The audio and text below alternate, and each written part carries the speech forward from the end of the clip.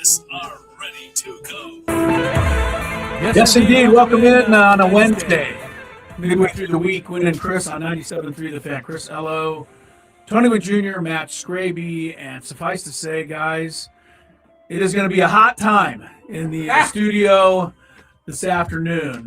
We are excited, and you've tuned in on a great day to join the program. Coming up here very shortly, like in 15, 20 minutes, I'm going to we have our good friend John from Temecula is here, and he is he's a hot and spicy pepper aficionado. Pepper aficionado. Don't worry, I have plenty of questions for John. So anyway, this all started out. And look, first of all, let me just say welcome in. Hello, everybody. And you're not missing any breaking sports news today. Nothing Edward major. Cabrera was traded. Okay. Gee, then let's start the show over. Get that in. He was, though. Yes, he was. But Where was he traded? Other than that, all right, you're not missing much. The Cubs have acquired him. Yes, so, that's correct. Yes. That is correct. All right. But anyway, and we'll get into the Aztecs. Nice win last night, et cetera, et cetera. But John, talking about all this hot and spicy and the chili peppers and the whole thing. And I guess I don't even know how to start it, Tony. Maybe you can help me here. I know Adam Klug, though, our boss and the big director of the station here said, I'd like to get in on one of these challenges to eat some really hot food. And so it was the whole idea for today was that Adam Klug on air was going to come in, and John Temecula is here and going to give Adam let's see how Adam does on the hot food challenge. But since then, it has expanded, and now I am the happiest guy in the world. Me too. Tell everybody what's going to happen now. Well, apparently Scravy is also in Scravy's the list. Yeah, I didn't. When did this plan get concocted? Listen, I'm not sure how or when it was concocted. I just know when I walked in today, I got word that you were also involved. I know it was concocted. Hey, hold on. Yeah. Kudos to you, my friend, for stepping up to this challenge. That's nice of you, man. Klug has, Adam Klug has had to write a check that his backside is not going to be able to cash. Is that the way you're looking at this? Adam Klug has talked a big game. Now he's going to have to see if he can do it. Oh, man. But yeah, I was so excited. The Scraby has stepped up. Man, I think it's a really nice. I didn't see this coming. It's a nice gesture because otherwise Adam would have to go through this whole thing alone by himself. And now he's got the support. Scraby is going to be right there next to him. I think Scraby recognized how he had to go through it by himself. Yeah, and he doesn't want to. He doesn't want Adam to have to experience it. He's always, taking up for Adam most of the time anyway. Guys, we've worked together for like 8 years. I don't even know at this point how long we've worked together. 8 years. The last time we did this challenge, remember how mad I was at you guys? Because you guys were enjoying it. You guys were just like, this is the greatest thing in the world. Yes, I do this remember is how so mad good. But you know what happened, Scraby? And you signed me up for it, and I was actually legitimately mad. No, we didn't sign you up for anything. I believe you said when you went to Thai restaurants, you ordered your food. You did. You said you ordered your food at a 10. Yes. And we said, get out of here. You who did that. No, here's what you did that to yourself. Okay, you're right. I did say that, but then I didn't think you guys were going to be like, all right, well, Thursday we're going to be doing a Thai challenge. And Scraby's going to do it. You're on a radio talk show, Scraby. That's what you should have put. I'm not a stunts guy. You should hit the button. Congratulations. You played yourself. How did I play myself? Because you popped off. Congratulations, you played yourself. Don't ever pop off on this show. You are going to get called out for sure. All right, so hold on. I'm not ready to move past this yet. Well, move past it. We got things that are getting ready to pop off. You two to at least take a little bite. I might do a little bit. Yeah, I won't. I'm hiding behind the fact that I have an Aztec game to broadcast tonight, and I can't take any chances. Be drooling over yourself. Exactly. I can't take any chances. I'm going to hide behind that. Fine, that's fair enough. But anyway, the whole ghost pepper challenge with Adam and Scraby is coming up in the next segment, so don't go anywhere. But we do want to, fill you in. It is a sports show. We're going to get into the Padres a little bit today. CBS Sports has done their off-season rankings so far. C- for the Padres to this point. Now, it's fine. You can put whatever grade you want to put because the off season is not over yet. Exactly. You know what I mean? It seems it's fun to do, but it's like telling me the score in the second quarter. So the Padres get a C- so far. And if you want to know how CBS Sports arrived at this, I have no idea. Because the only team they gave an A to is the White Sox. And if somebody can tell me if the White Sox even made a move during the offseason, they signed a bunch of moves. They signed the big. They signed a Japanese player. Yeah, that hits a bunch of home runs. According to the story, that's the only thing they've done. But the CBS people thought that was really brilliant of the White Sox. The bar was kind of low, though. True. You know what I'm saying? Like they kind of. So the signing of this player from Japan for the White Sox might take them from 50 to 55 wins. Anyway, we'll discuss the Padres situation, what's coming and going. The Aztecs last night, thank goodness for the Texas Tech Houston game, which ran overtime. It always does. It was the game before the Aztecs on TV. So if you're like me, you DVR the Aztec game. Most people aren't, but yes. Right. Oh, but even if you're not and you were watching live, when you tuned in to watch the Aztec game, you didn't see the Aztec game. You saw the end of the Texas Tech Houston game. What you missed was the Aztecs coming out of the gate and immediately falling behind 14-2. Yeah, they looked awful at the beginning of the game. The game hit them in the face pretty good. Right. To start that You're ball like, game. oh, man, just when you keep thinking this team's going to turn the corner, and maybe actually by night's end they did. I was going to say that it said a lot to me that as bad as they got down, by halftime they were right back in it. They got right back in it. Right. And then they kind of took control. You know, those runs are going to happen in basketball. We see it at the professional level. Sometimes it happens right out of the gate. It's just going to happen. But to be able to weather the storm on the road, I thought a couple things. I thought Miles Bird played one of his better games. He had to be relieved a little after that. It was like all the guys that I'd been a little mad at all played terrific. Miles Bird, he floated in there, hit some really tough shots. Defensively, he stuck with it. He had his hands in the passing lane all day, blocking shots. Yeah, that was a Miles Bird game for sure. Guath is still not playing a lot, but you know what? When he's out there, he's being very effective. I saw a lot more of the Guap that we had seen last year. It's in small flashes, but it seems like he's starting to trust his body a little bit more. I hope so. The one thing that they pointed out as the game went along is that the Aztecs badly outscored them in the paint. And to me, that is where Guath should control the game, especially at the defensive end of the floor. But early on, Nevada was just knocking in threes, and you just have to hang with them. And really, B.J. Davis was not having a good scoring game. No. But if you look at the box score, he did what all good players should do when they're having a bad scoring game. Get assists, get rebounds, get steals, do what you can to help the team win. So kudos to B.J. Davis for doing that. And really, everybody contributed. Nobody had more than, I think, 12 or 14 points. They all kind of just did their thing.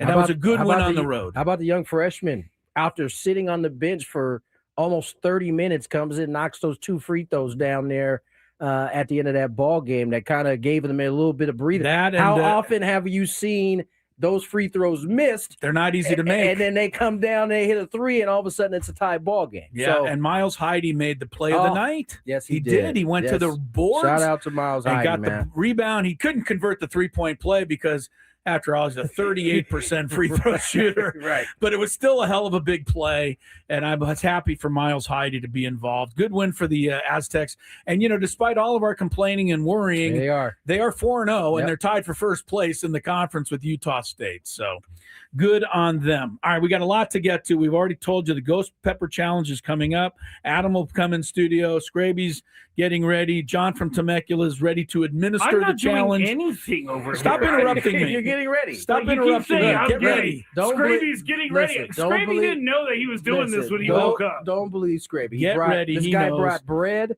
He's got bread. If you didn't know you were doing this, why do you have bread? He brought it. Not Adam.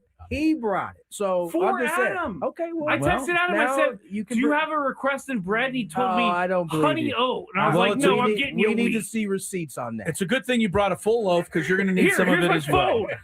AJ Cassavell will be on. We'll get back to baseball after Scraby and Adam get their torture and all the regular stuff a little later. Gwynn and Chris, Wednesday. Welcome to it, you guys. Of all breaks in the history of the show, don't go anywhere on this one. Please stay put. Because we'll be right back on Gwynn and Chris. It's the drive-in to win triple grand draw for a grand prize Thank of you for listening to 97.3 The Fan. Be back shortly. I would be back shortly if the thing will click. See, I'm clicking. I have no idea what's happening. It's not playing any commercials right now. Well, this is just great, everybody. Let me see if I could try to start another one. All right. Well, this is awesome.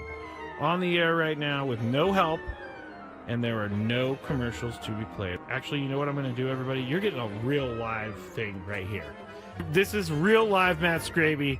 I'm going to have to restart Wide Orbit real quick, so goodbye, Wide Orbit. It's not even closing. I'm going to text Adam, and I'm going to say, Adam, I tried to go to break, and the commercials did not play, and the program won't shut down. Oh, you know what I'm going to do? I'm going to have to do some Control-Alt-Delete over here. Control-Alt-Delete. Okay, I got it. Task Manager. It's not coming up. There it goes. Task Manager came up, everybody. I have no idea. I'm way too generous with my stroke giving. Never mind. Are you really? Never mind. Wait. I did not mean for that to happen. I did not. That sounds like a promo to me. Scraby's giving out strokes. I can't wait to hear that one. I'm gonna laugh for a while on that one. Nate says, Scravy, maybe you should date her. You might be a generous stroke giver, but I don't think she really wants to leave her boyfriend for that. All right, that was good.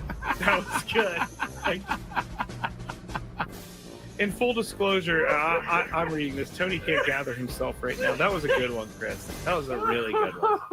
So I saw this at 7-Eleven, and I had to get it. It's called the One Chip Challenge. It was sitting there in the aisle, and I thought, why not? Because I am into spicy stuff. But this thing looks pretty hot. I'm not going to lie. It says a Reaper pepper and a Scorpion pepper. It's also in the shape of a coffin, which doesn't make me very happy about that. It doesn't make me feel good. Oh, extreme heat, it says. I'm going to try a little bit first, just so I don't die, I guess. That's the thing I'm saying. This looks... I don't even know if I should be eating this. It looks like it has mold or something, but let's see how hot it is. Let's go. There's a little bit of spice there. It's going. Oh, man. This is hot. It's not that bad, though. I still have this side to go. It is getting hot. I'm not gonna lie. My mouth is like getting crazy. Now it's kicking in.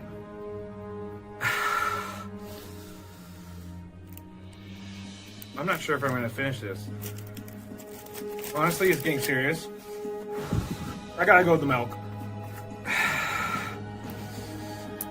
My mouth is dying right now.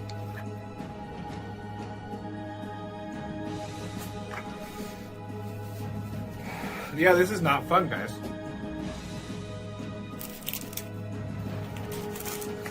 Never gonna do that again because my mouth is on fire. For a limited time only. Hey, it's Chris Ella from Gwynn and Chris. You know, I lost 37 pounds on the program. I've kept the weight off for 2.5 years. Start your year off right. SD Fat Loss will help you look better and feel better. Whether you want to love what you see in the mirror again, boost your energy, fit better in your clothes, or feel more confident and healthier as you age, SD Fat Loss works. Huge New Year's sale is ending soon. Schedule your free consultation today at sdfatloss.com and lock in your savings. That's sdfatloss.com. Results may vary. Never have I ever called my sister from the finished first Thank marriage. you for listening to 97.3 The Fan. Be back shortly. I would be back shortly if the thing will click. See, I'm clicking. I have no idea what's happening. It's not playing any commercials right now. Well, this is just great, everybody. Let me see if I could try to start another one. All right. Well, this is awesome. On the air right now with no help, and there are no commercials to be played. Actually, you know what I'm going to do, everybody? You're getting a real live thing right here. This is real live Matt Scraby. I'm going to have to restart Wide Orbit real quick, so goodbye, Wide Orbit. It's not even closing. I'm going to text Adam, and I'm going to say, Adam, I tried to go to break, and the commercials did not play, and the program won't shut down. Oh, you know what I'm gonna do? I'm gonna have to do some Control-Alt-Delete over here. Control-Alt-Delete. Okay, I got it. Task Manager. It's not coming up. There it goes. Task Manager came up, everybody. I have no idea. I'm way too generous with my stroke giving. Never mind. Are you really? Never mind. Wait. I did not mean for that to happen. I did not. That sounds like a promo to me. Scraby's giving out strokes.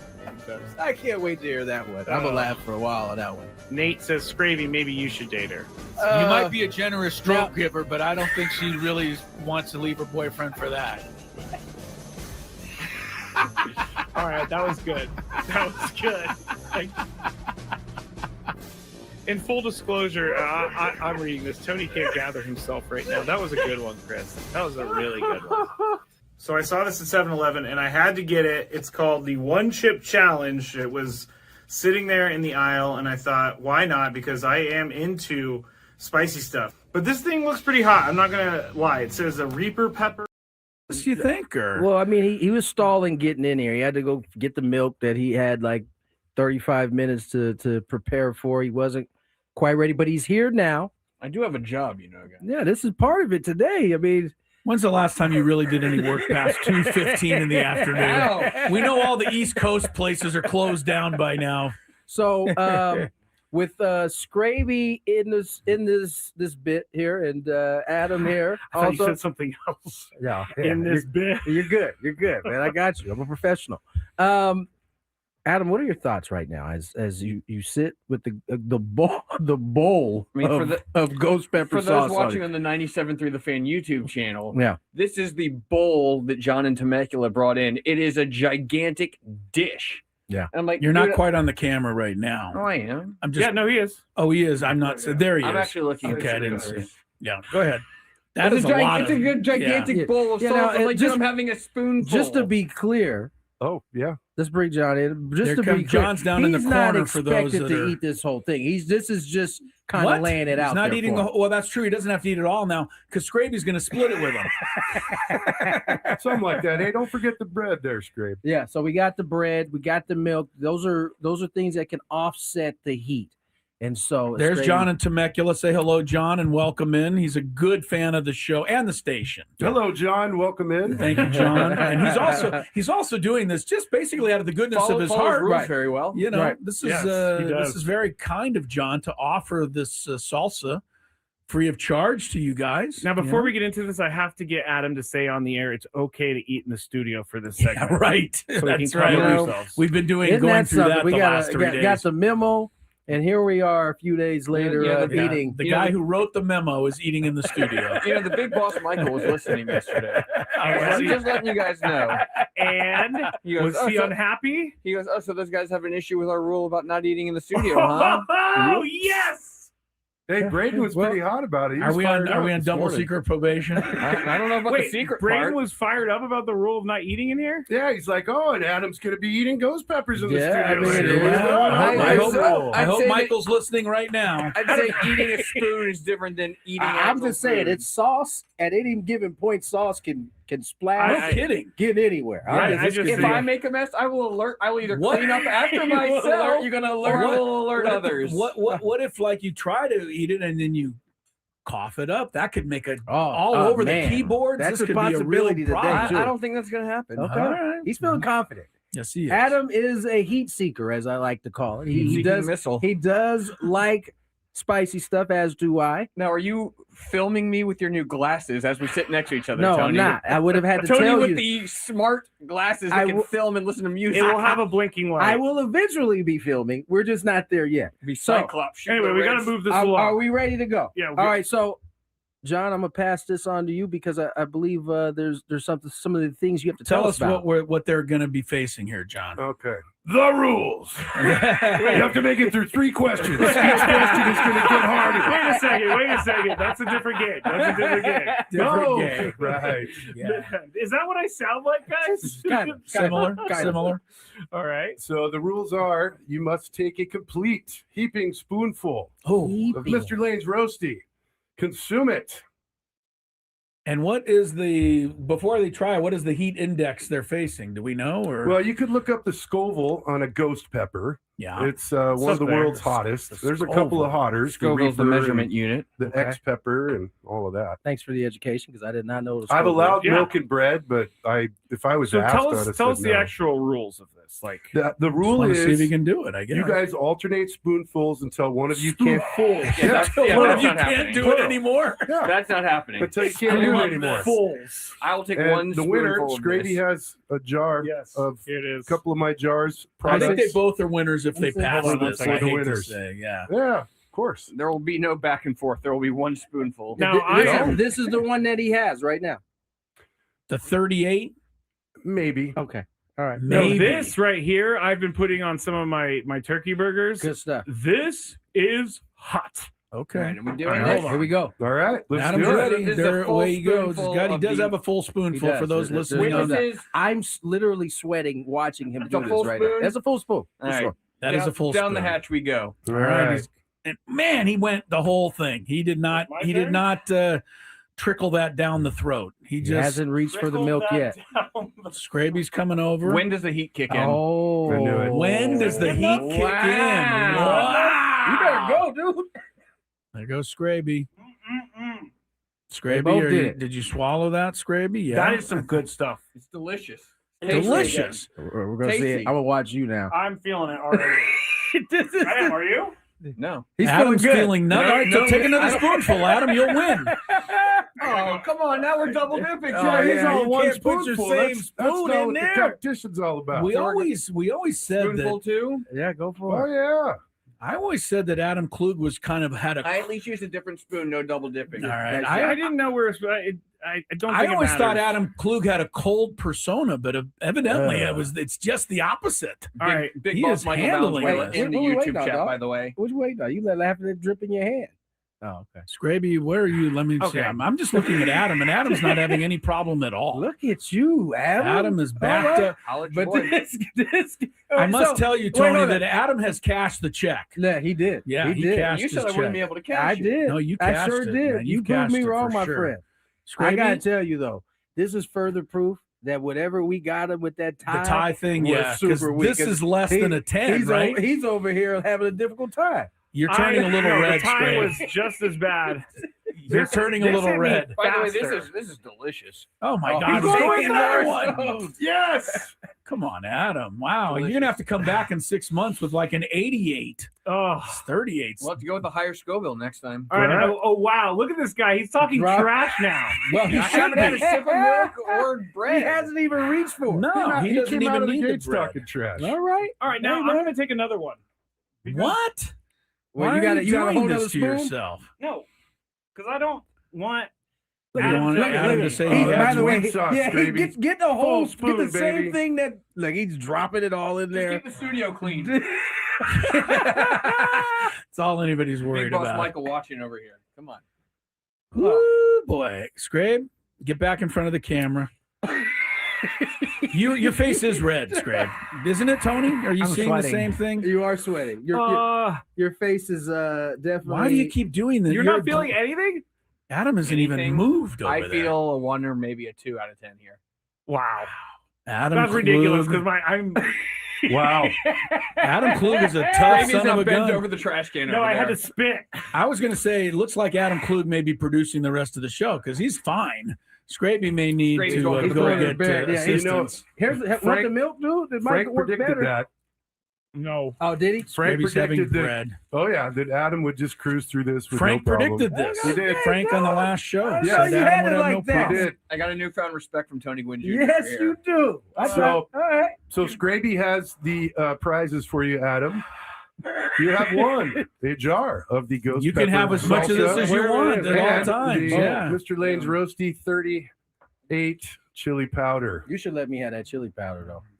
I think I do. I think I would do more damage. Started with off this. giving me the mild. My God. Tony, I think we should just since John was nice enough to bring all this stuff in and handle this, you should tell people there might be some folks out there that are Yeah, real totally fans of this the kind of hot real ghost quick. pepper stuff, and I want to make sure they know how they can get some of it. We talked a little bit about it on our show, but Yeah. John makes some tremendous, Right. not just chili, but jellies, There's just a number of different things that you do well.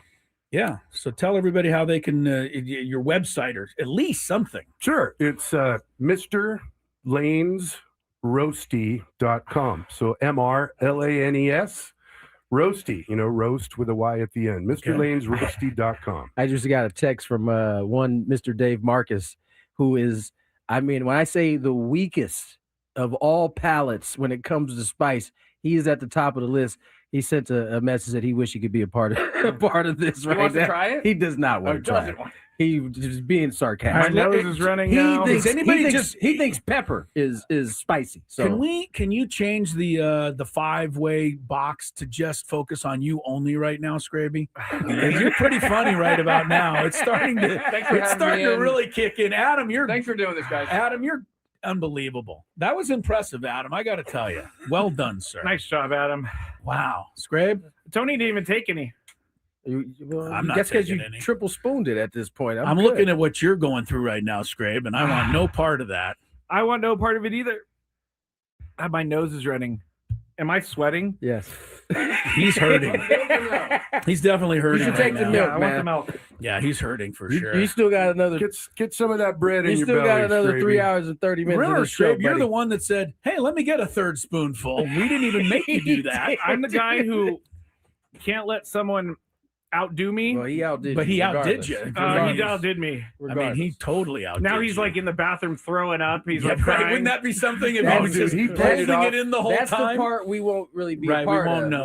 But Yes, we won't. He's definitely going to experience. We won't be there at the other end, as they say. He played it off like it was no big deal. That was a big deal what he ingested there. That was Well, a big if you look deal. at Scraby, you can tell Scraby's. I can see the glistening now Yeah, on no, your he's face. definitely glistening Yeah. right now. Yeah, he's hurting. I think this is hotter than the Thai you ate for sure. There's no question. Don't Yeah, you because think? he wasn't doing none of this. No, during you the time. really this weren't. was definitely hotter than the time Yeah. for sure. This is hotter. This was like although I would put this on like a chip or Yeah, something yeah. and eat it. Like I don't it's You not would do it. overpowering enough. It's worth the sweats. I don't know about that, but if I had a chip, maybe it wouldn't be so No, bad. it would be worse. But it's actually like good, and I'm trying to speak but I can't. When you eat it, it has a nice taste, and then the spice kicks in a little bit later. So I recommend it if you can handle spice to put it on like tacos or nachos or something like that. Mr. And also he has, because he gave us all some of his product. My daughter's love it. And yeah, I mean, he has a lot. Not all of it is incredibly hot. Right, He's got right. mild on the way up. So MrLanesRoasty.com. Check out John there. Check out all of his products because he's got a lot of great stuff, and he was nice enough to bring look at Scraby. He is hurting. I mean, that's just fair. I'm not overstating it. He looks like a lost child. He looks like somebody stole his lunch. The He fire does. He's- is going away, but How about the You're insides? still warm. You're still warm. I'm still warm. My nose is still running. How about the I'm still insides? Like salivating. down your esophagus and stuff. No, the esophagus is fine. Not See, bad. the I'm sure actual that- I'm food sure is that- great. I'm sure that hoodie is not helping matters right now. Yeah, no either. kidding. No. This makes me very happy, Scraby. John's happy that he John, was. let me ask you this: If How you wouldn't did do get this, into John, this would have been a disappointment because Adam just like beat this up. Yeah, John, Dude, how I- did you so- get into this? I think Adam is acting. You No, think you he's think- in the you think he's bathroom in- right now? I think He's I think hurting. he's acting. I don't think he is, honestly. Like I said, Frank predicted it. I got into it during the pandemic. Buddy of mine sent me a little container of his salsa and said, I challenge you. You remember that recipe you used to have? Bring some back. And then everybody at the place that I brought my salsa to, it was gone very quickly. People wanted me to make it for them. Okay, I'm gonna make it for you. Scraby, you look like And then Jimmy I was Johnson. Like, if I'm going to do this, I got to do it right. And so get proper jars and proper labels and make it a business and get social media. So Good for you. slowly but surely building it up. And after this school year comes to a close, I'm retiring early and getting out. And that's one of the things You were I've been building a up. instructor in Yeah. your real world. Yeah. Very good. That's Yeah. awesome. Yeah. Good of you. I mentioned Jimmy Johnson because if you ever watch Jimmy Johnson, the old football coach, talk, he does this with his mouth a lot. You know what I'm talking about? He does that a lot. I don't know. It's just one of his habits. Yeah. But Scraby's doing that endlessly right now, trying to. Oh, thank you, Frank. Wow. Attaboy, Frank. That was great, That Frank. helped. Thank you. That I needed helped. that. He I can see needed you that. glistening through the From back in there. Thank you, Frank. you That was are very nice of glistening. you. All right. Well, John and I need that to Temecula. happen more often, though. Come on, Frank. Yeah, I'm sure. Pat my brow a little bit. Well, Tony's used to that kind of treatment at home. He gets the here we palm go. fronds. Oh, yes, he does. Yeah. His kids feed him Yes, all right. grapes and honey. I Grapes and wish honey, frozen my grapes kids and honey. would look at me like that. Yeah, That's not even the That would case. be the day. All right. Well, John Temecula, thank you for coming in. Appreciate you, John. Adam, Thank you. congrats. Unless he's just somewhere that we don't know now, and he's he gonna cry when he gets in the slumped car. over the table behind over the there. couch. Yeah, just kind of suffering. But But seriously, thanks to Adam Klug and thanks to all of you for having me in. It was good times. yeah, Thank you good, very thanks, much. John. as And always. Scrabe, thank good you. luck here. We'll Chris. give you a chance to take a break, and then I think we have AJ Cassavell coming on. We do. But Tony and I are going to check out. You're going to do the interview. Yeah, so, you got it. Okay, good. Hey, AJ. AJ. Yeah. Coming up next as Gwynn and Chris continues.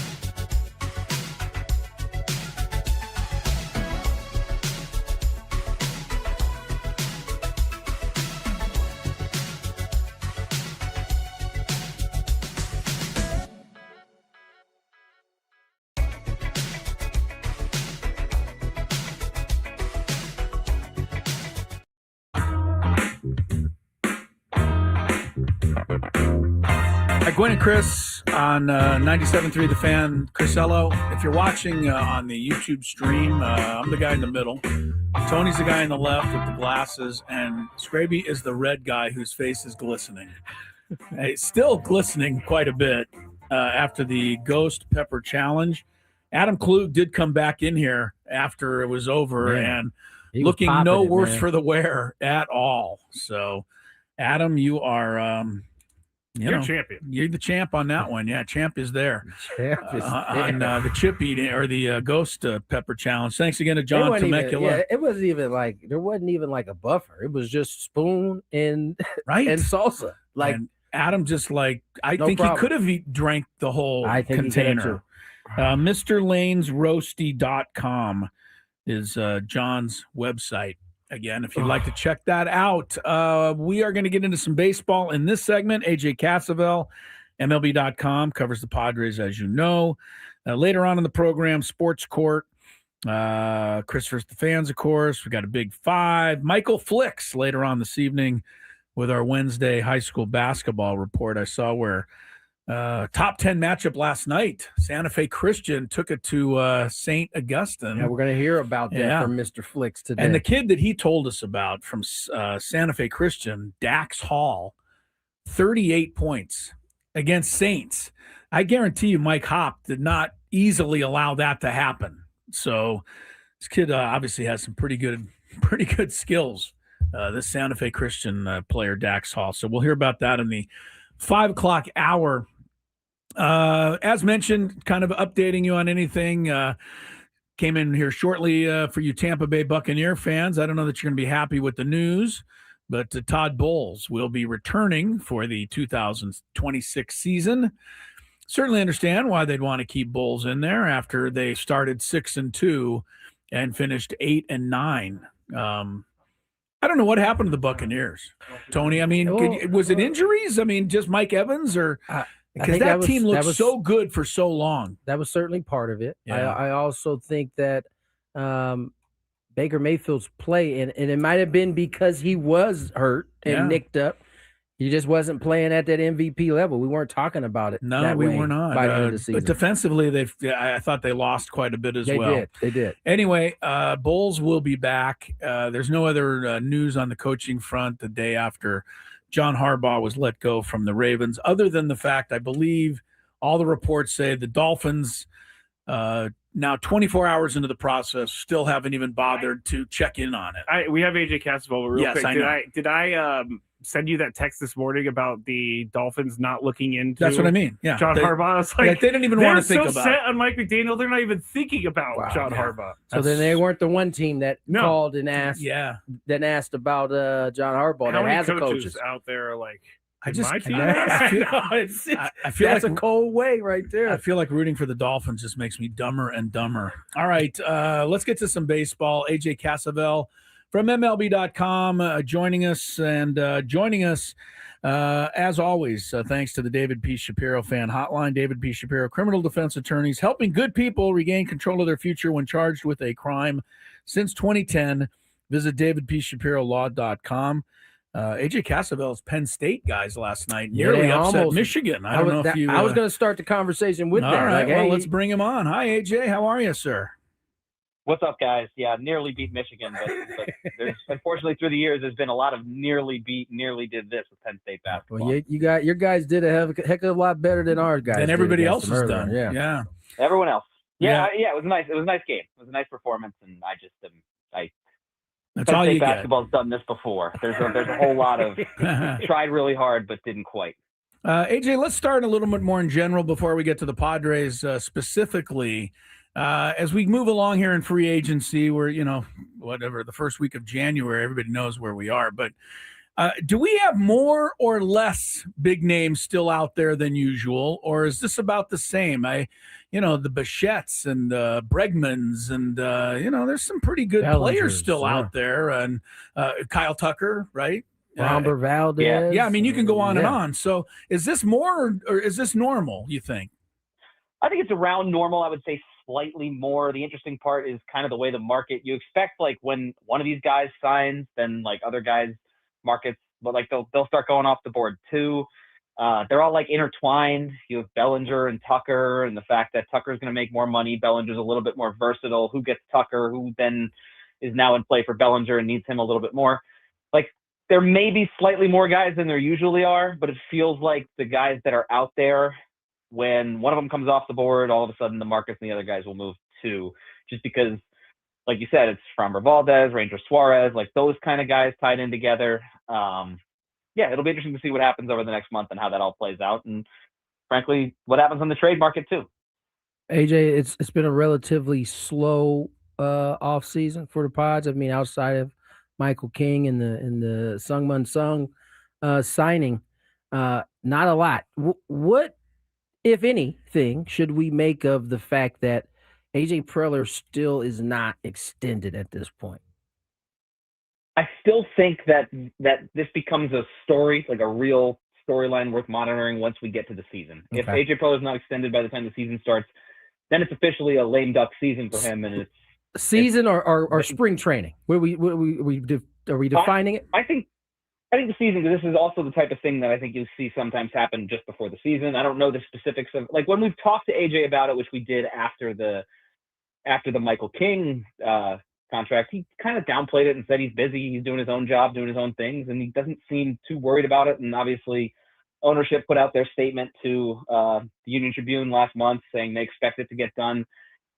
Spring training is kind of right down the road. I think 5 weeks away from yesterday is when pitchers and catchers will report. But I think when we get to the season, or maybe breaking camp in Peoria, that's when it becomes like, uh-oh, what's happening here? But until then, I still think there's time for this thing to get done, and it's not. I'm not calling it a lame duck year yet because it's not. We haven't gotten to that part of the calendar. AJ Cassavell covers the Padres and has done it well for many years here. MLB.com. To me, AJ, on December 18th, I was really worried that the Padres just weren't gonna do anything, and maybe we didn't have the wherewithal. And then December 19th came, and Michael King agreed to come back here on a 3-year deal. Whether it was, team friendly or not, to me, it was a, pretty big change from what I had, was starting to think. So should that have signaled the fact that maybe we can hope to get another name player, or should we be resigned to the fact that might be kind of the one big move we can make? I think that's the one big move in free agency the Padres would make. That doesn't mean they can't get another big name player. I know, like AJ Preller in the past, like, look at the past few, I guess, spring trainings or off seasons, like just before the season starts, he's gone out and gotten a starting pitcher. He got Dylan Cease, he got Nick Pivetta, he got Sean Manaea, like one after the other late in the spring. And I think 2 of those were via trade. And so there's still probably some wherewithal to get a bigger name via trade. Granted, the Padres system is a little bit more depleted than it has been in the past. But in terms of splurging in free agency on some of these bigger name guys, I think that seems unlikely. And it also, I don't know if it's necessarily what they need. I mean, their offense is relatively complete minus a first baseman, and their rotation, while like you absolutely would add a number 1 or number 2 starter if you could, I think if they add a couple more guys toward the back end, they can feel pretty comfortable with what they've got. AJ Cassavell joins us here, and he covers the Padres via MLB.com. And AJ, let me ask you this, because if it boils down to one or the other, and given how the season ended, postseason, and really through the end of the last couple of months of the season, which side would you go with? Would you add pitching, or would you add the bat? So they're going to add both, but if they're going to splurge on one, if they're going to pay for one, if they're going to go out, I think I would say offense. Yeah. Just because, like, they have a track record of being able to find pitchers and making them into guys who work at the back of the rotation. Yeah. They did it last year. Randy Vasquez was, I think, outstanding. I think they can find a guy like that and just slot him in and maximize him with what they get from Ruben Niebla, with what they get from their pitching group, with what they get from the ballpark effects. I think if they're gonna kind of spend, whether it's in free agency or whether it's trade capital in a deal, it would be for that one bat. Yeah. But again, I think there are resources enough to kind of spread it around, and they need both things. They're going to get both things. The question is, like, how much of what you have do you allocate to each one? And I'm with you. I think it's imperative that they get a bat, and probably a bat that has some power. AJ, I want to ask you about a couple of Padres. Actually, both are former Padres at the moment. And what do you think, about Luis Arise? I mean, his name, it's gonna keep popping up here until somebody signs him, and whether the Padres are truly interested in bringing him back. And then I'm curious what you thought about the Ha-Seong Kim signing in Atlanta, the amount that they paid for him. Not to say that the Padres would have been interested in bringing him back, but what did you think of that signing also? I thought it was a good deal for the Braves, and I kind of think the Braves, after last season, I know they struggled last year. Like, I would pick them as kind of a team to watch in the National League East, because Phillies are getting a little older. The Mets have obviously their own concerns, and the Braves have filled out their roster, and Ha-Seong Kim is obviously an outstanding defender. He can kind of serve that shortstop role. That was a good signing for Atlanta. I also think that, like, if to the Luis Arise aspect of it, like, given what the offense lacked, I don't know if that's the direction the Padres want to go in, but I also know that Luis Arise loved San Diego, and the Padres like Luis Arise, the person and the clubhouse guy. And so it kind of depends on what his market ends up being. And to this point, like, we don't really know what Luis Arise's market is. We don't know what other teams are offering him. And so if the deal's right, I think there's a path for a return, but I also don't think that's necessarily what the Padres are looking for, because of the struggles they had with power last season, with slugging. And I do think they're going to address some of those concerns just by turning the calendar to 2026. I mean, Fernando Tatis Jr., Jackson Merrill, Manny Machado, you shouldn't be finishing, I think, 28th in the league in slugging, but with those guys, like, they can always use a little bit more, and I think that's probably where they'll focus their resources. AJ, the conversation seems to have cooled, and the Padres did their best to cool it in terms of Mason Miller or Adrian Mordijon or some of those names we heard maybe converting to a starter. Do you think they could still look at a guy like David Morgan and perhaps take a look at him as a starter? I think it's possible that they would do something like that. Maybe depending on what they do over the next few weeks and what they can find in the rotation. But they seem so committed to having this bullpen and not taking away from what is, like, an obvious strength, what is probably the best bullpen in baseball. You build that bullpen as the best bullpen in baseball, not to take away from it, but to, like, pair other aspects of your team with it. And that's what you're doing, because I think David Morgan probably has maybe not higher value as a reliever, but he has a clearer path to being successful as a reliever. He's shown that he can be really good in that role. And I think the Padres view him as taking a next step next season in serving some relatively high leverage innings. So while I think it's possible that one of these guys could do that, I think it's maybe more likely that, I don't know, if the Padres, if they were to trade from that bullpen to acquire a starting pitcher and keep David Morgan where they know he's good, I think that's probably a more likely avenue. I don't even know if that's likely. It all kind of depends on how they go about finding the arm or two that I think they still need to fill out the back end of their rotation. But these are avenues that I don't think are closed for the long-term future with a guy like Morgan. But I just really think going into 2026, he was outstanding in the bullpen last year. Your bullpen's an obvious strength. They've said multiple times they don't want to take away from that. And so I see him kind of staying where he is. AJ, real quick before I let you go, who's the likely, if anyone, to be the Tirso Ornelas, Oscar Gonzalez? Probably leaving a few other names out, but, guys that are on the fringe or high AAA, or, guys that want to take a look at that might open some of our eyes at spring training this year.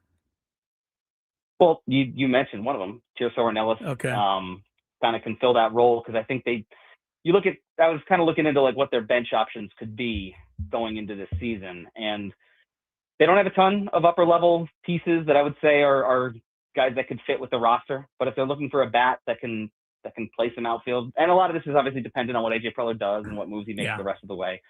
But they could use just another bat, and especially a lefty bat. And I don't think Tirso Ornelas has really gotten that chance. He obviously has a lot of the tools to make it work. I could just see him contending for one of those bench places. But again, I'm going to wait and see what they do what they do the rest of the offseason. Because to me, if you're drawing out the bench right now, they need to find another catcher. I'm not going into the season with Luis Camposano as my only backup catcher. I'd like to have at least a third option, someone who can compete with him in spring training.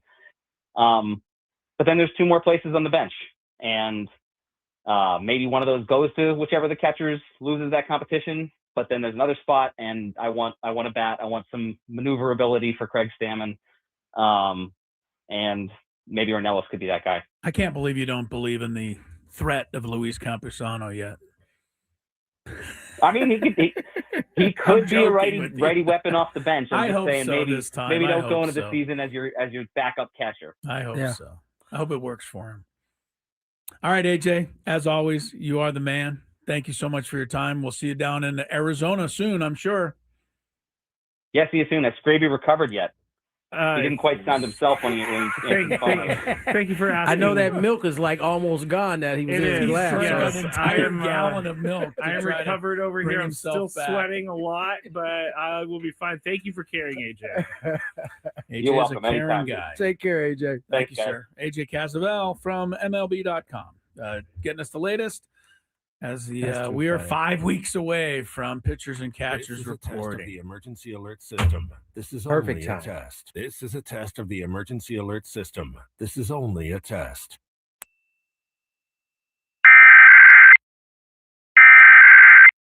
All right, it's time for the Beaver Nuggets. So the story is somehow Buc-ee's got brought up. I think Frank brought it up. Yes. And it's a rest stop / mall / entertainment zone, super center. And someone said on the chat yesterday that they have like 100. They went to one with like 100 gas pumps, which is a lot, I guess. But while we were talking about this, Sam Levitt was in New York listening, and he goes, "Put me on, put me on, put me on." And so we put him on, and he's talking about how much he loves Buc-ee's. And so we got into the conversation, and it ended up being about the Beaver Nuggets. And so I had to order them because I find the name Beaver Nuggets very gross. I find it gross. But we're going to go with this. It's kind of like a Cheeto / a corn pop. It's like a cheese doodle. A cheese doodle. And we're going to eat them right now. I don't think these are bad, but here we go.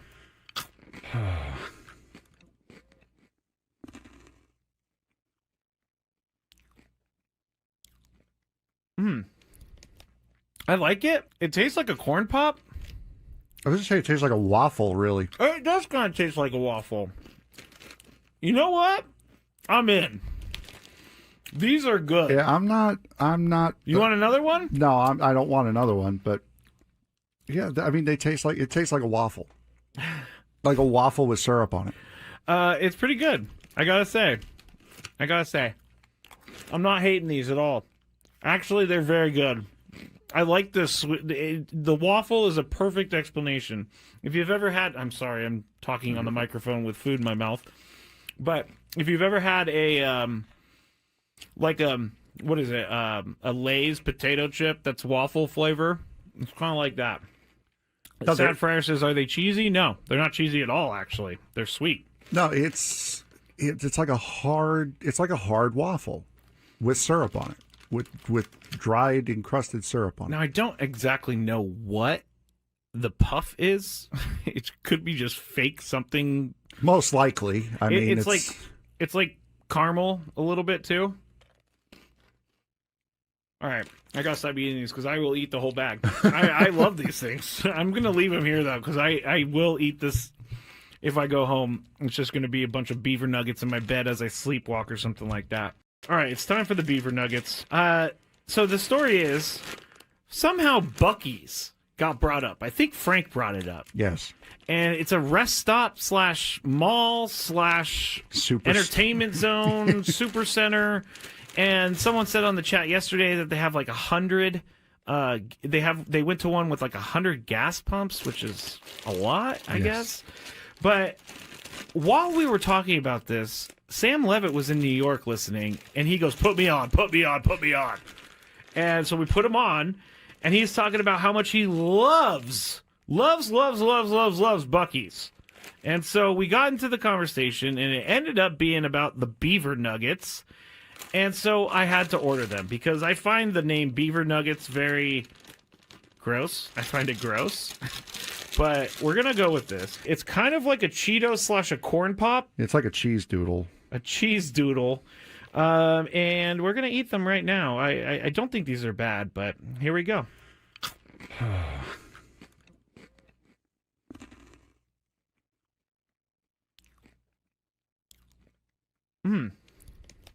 I like it. It tastes like a corn pop.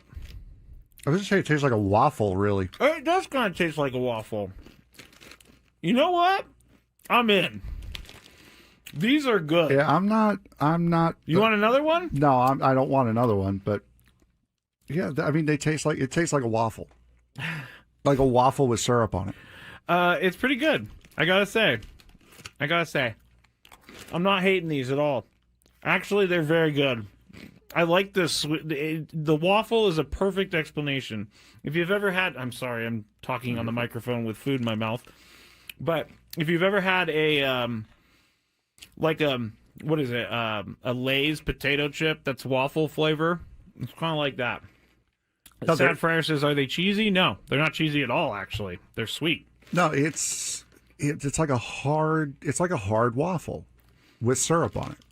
With dried encrusted syrup on it. Now, I don't exactly know what the puff is. It could be just fake something. Most likely. I mean, it's like caramel a little bit too. All right, I gotta stop eating these because I will eat the whole bag. I love these things. I'm gonna leave them here though because I will eat this if I go home. It's just gonna be a bunch of beaver nuggets in my bed as I sleepwalk or something like that. All right, it's time for the beaver nuggets. So the story is somehow Buc-ee's got brought up. I think Frank brought it up. Yes. And it's a rest stop / mall / entertainment zone, super center. And someone said on the chat yesterday that they have like 100. They went to one with like 100 gas pumps, which is a lot, I guess. But while we were talking about this, Sam Levitt was in New York listening, and he goes, put me on. And so we put him on, and he's talking about how much he loves Buc-ee's. And so we got into the conversation, and it ended up being about the beaver nuggets. And so I had to order them because I find the name Beaver Nuggets very gross. I find it gross. But we're going to go with this. It's kind of like a Cheeto / a corn pop. It's like a cheese doodle. A cheese doodle. And we're going to eat them right now. I don't think these are bad, but here we go.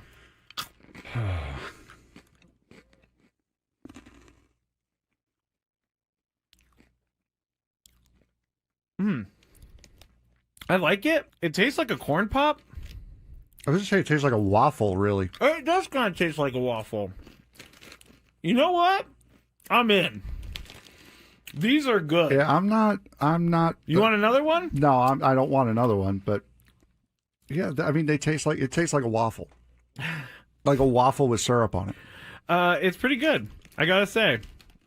Here in the Odyssey studio, Tony Gwynn Jr., Chris Ello, Matthew Scraby, little daily gambit coming your way. Nice catching up with AJ Cassavell on some Padre talk. Scrape, how you feeling, man? Feeling a lot better, thank you. Good. The spice. You had to work through it a little bit. Yeah, it's a good thing because the hoodie's off. The hoodie's off. That allows you to still cool sweating off. there, so hoodie's off. I do have a slight headache now. Oh, did you feel dehydrated? Didn't get enough water in before that heat hit you? Yeah. And then you sweated all that water you had. I'm a little scared for later what happens, but we'll be fine. All right. Tony's like, I'm not going down that road. So you're worried about the other end as well. Yeah, yes. You should be. You should be, my friend. I wouldn't need any. Yeah, I don't know how to say this. I'm not going to. Okay, good. Probably better Keep it that. clean Probably out better here. that Yeah, way. Probably better that way. All right. Well, let's get into some Daily Gambit. Do you like money? I think about money a lot. Do you like money without doing anything? Winning. Do you want to make money while watching sports? I think Washington is immortal luck. Washington! Woohoo! If you answered yes, this is your segment. Just don't blame us when you lose. Nothing is ever your fault. It's your game. Take it.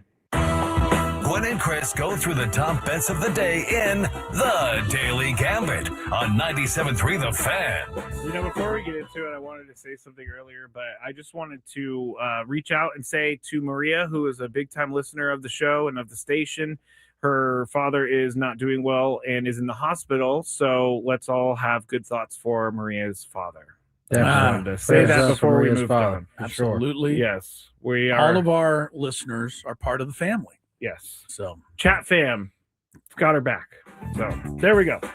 Daily Gambit is our daily sports betting segment here on Gwynn and Chris. Please, everybody, gamble responsibly. We had some bets from last night, and the bets went like this: Duke -1.5. Now Louisville had a lead, a big enough lead, about 12 or 13 in the first half. Yeah, so we all chose Duke. We were sweating it. Well, we didn't choose Duke because of that. We chose Duke before we didn't that. look at the scoreboard. No, we chose Duke because of the -1.5 spread. Yeah. Okay, there you go. Well, they ended up winning 84-73, so it doesn't matter. They covered just fine. Michigan, you guys mentioned it. They were 23.5 point favorites over Penn State.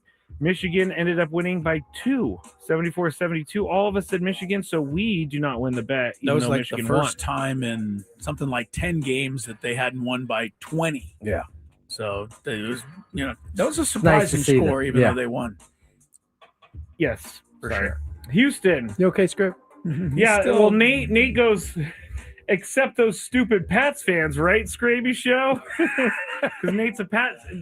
I've apologized to you, Nate. You've been hating on the Pats fans. No, you know what, Nate? He was ripping on him during the break. 100%. During the break, he took a couple of shots at the Patriots. There happens to be the game that the Patriots lost. They're showing an earlier. old replay, and he's like, "This is the Patriots." And I'm like, "Do they have to win the Super Bowl for you to give them any credit?"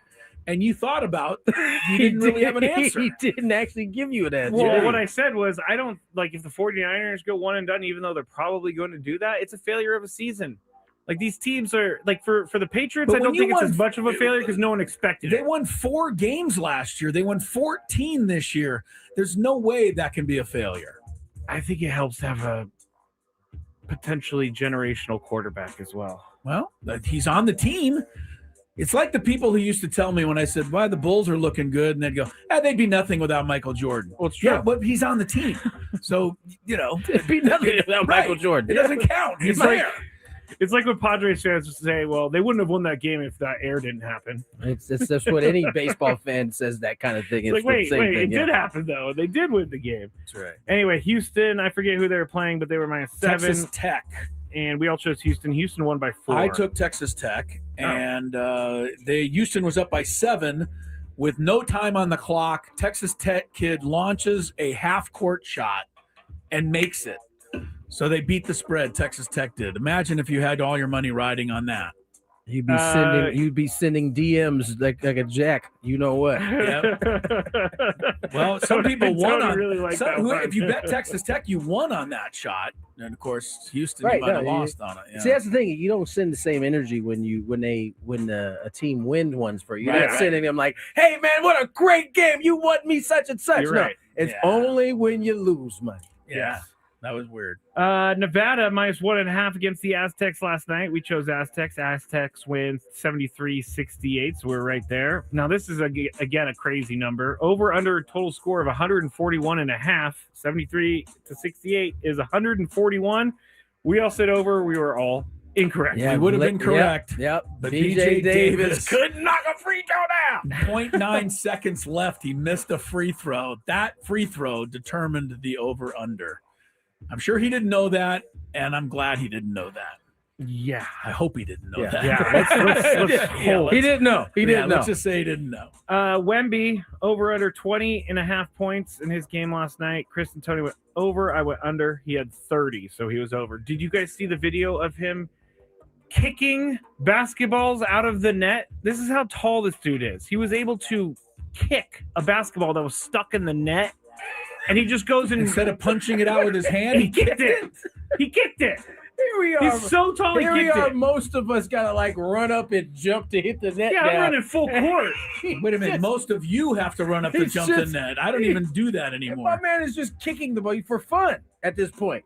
There was like 3 or 4 basketballs that were stuck in the hoop or whatever, and so he kicked it, and everybody was like, "Did that dude just kick basketballs at 10-foot height?" Jeez. Last one, Luca. Who had more points, Luca minus 11 or Zion Williamson? Chris went Luca. Tony and I went Zion. Zion failed me. Luca had 30, but minus that 11. You is deserve 19. to lose Zion has for 15. betting on a player you hate. Yeah, for real. Well, the only reason I Good did is for because you. Luca was minus 11. Well, you lost. Good. Tonight, It Knicks. is karma. I don't Tonight- even care that I lost. As It is- long as you lost, because As you long as talk he lost. crazy about him. Scraby still leads the week. He's 9-5. Chris 7-7. Tony 6-8. Here we go. Knicks 4.5 over the Clips in New York. Can the Knicks bounce back after a 30-point beatdown the other night? Start with you, Scraby. You're the leader this I would week. think the Knicks at home can bounce Knicks back. at home bounce back. Kawhi's playing. I always take the Clippers when he's in there. Plus 4.5. Tony, it's a tough one, I think. I don't know, maybe not. Kawhi, you said Kawhi is in there? He should be. Yeah, he's listed on the Give me the Clips. the sheet. OKC at home, 18.5 over Utah. Evidently, the odds makers aren't too concerned after they lost by 33 to Charlotte the other night. Did they bounce back tonight? I think you got to take Utah plus the 18.5. OKC's they're not well right now. They're not well. Tony, right what now. about you? Yeah, I don't know. I know they're No, not you well, don't know but about that one. You can go back to Give the me OKC. OKC, he says. I- Scrape. They just lost by 30. I don't think that happens again. Probably the season. I'm gonna go OKC. OKC. Lakers Spurs tonight. That's a good one, Tone. Good matchup. 234.5 points. Yeah, this is back to back for us and the 234 Spurs. and a half. So They're a lot gonna younger. go under on that with both teams back to back. They're a lot younger. Honest I'm gonna question: Is say- LeBron playing? Because I know they asked him last night. He said he said TBD. TBD, and they said why, and he said I'm 41. He's 100%. You know what? I'm okay with LeBron. Say, you know what? He said I've logged the most minutes in NBA history. He definitely. I'm has. 41 years of age.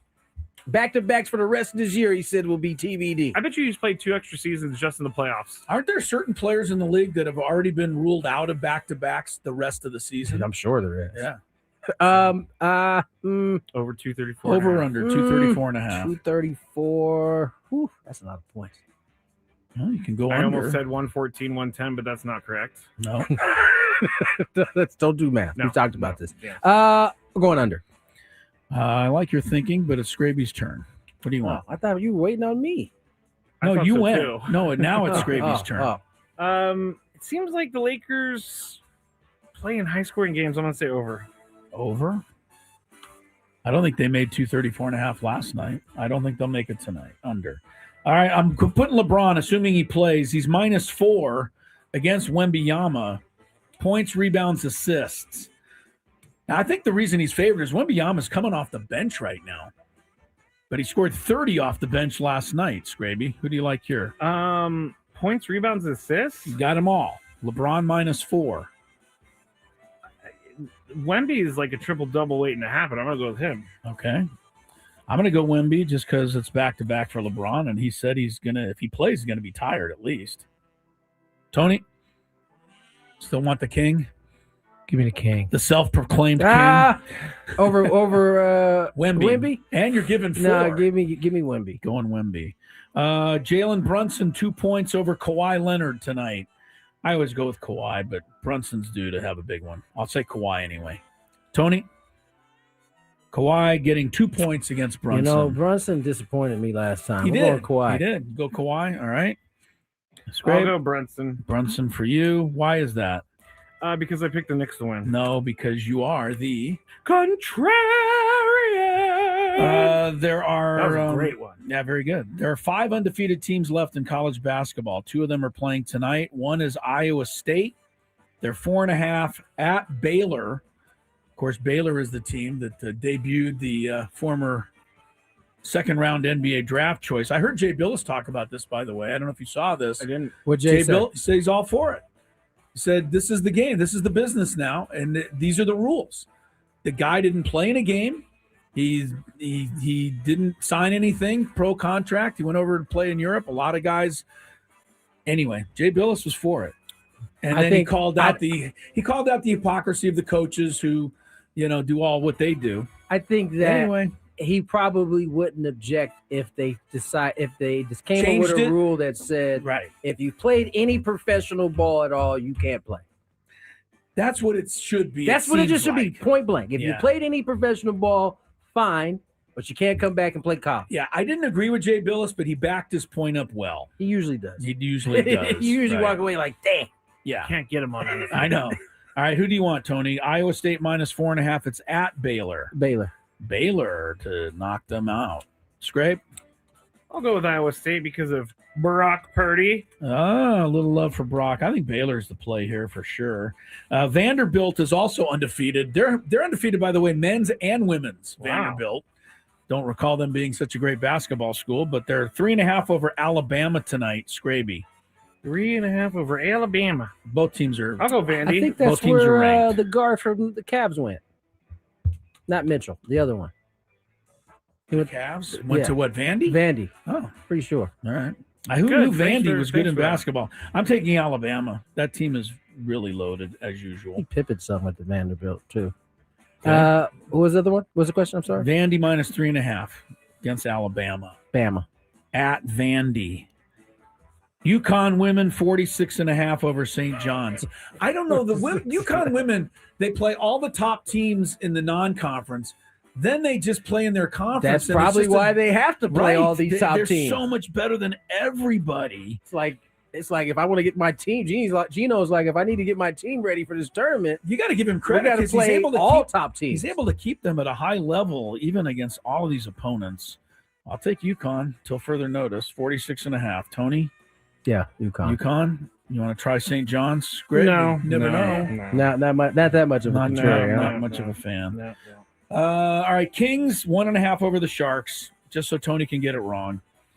Kings have won 2 straight. You know what? I'm gonna change it up today. Both teams have the same number of wins and points, so it seems like an even matchup. But it's in Staples Center. Tony, Sharkies? Kings tonight. I can't go for the Sharkies. Scraby loves his Sharkies. Sharkies.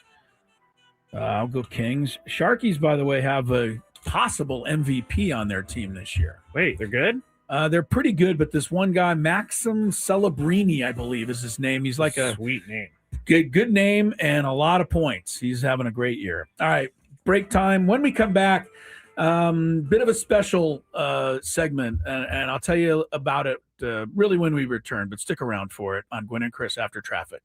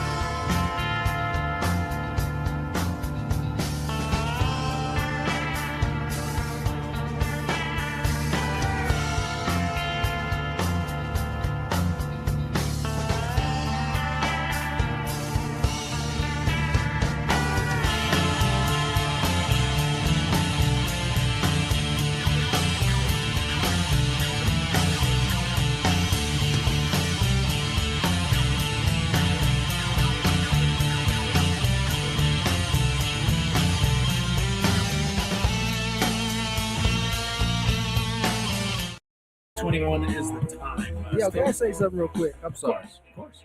AI is wild. AI, artificial intelligence, or Like the Allen Iverson? videos. Oh, that's deepfakes. I had to look at this one video. It was of a lion, you showed me that. right up on top of this dude's face. I'm thinking to myself, yo, this is crazy. No way that really happened. No, I didn't think that at first, because Right. I think the way this whole thing is designed, social media, you get on there and you just get lost.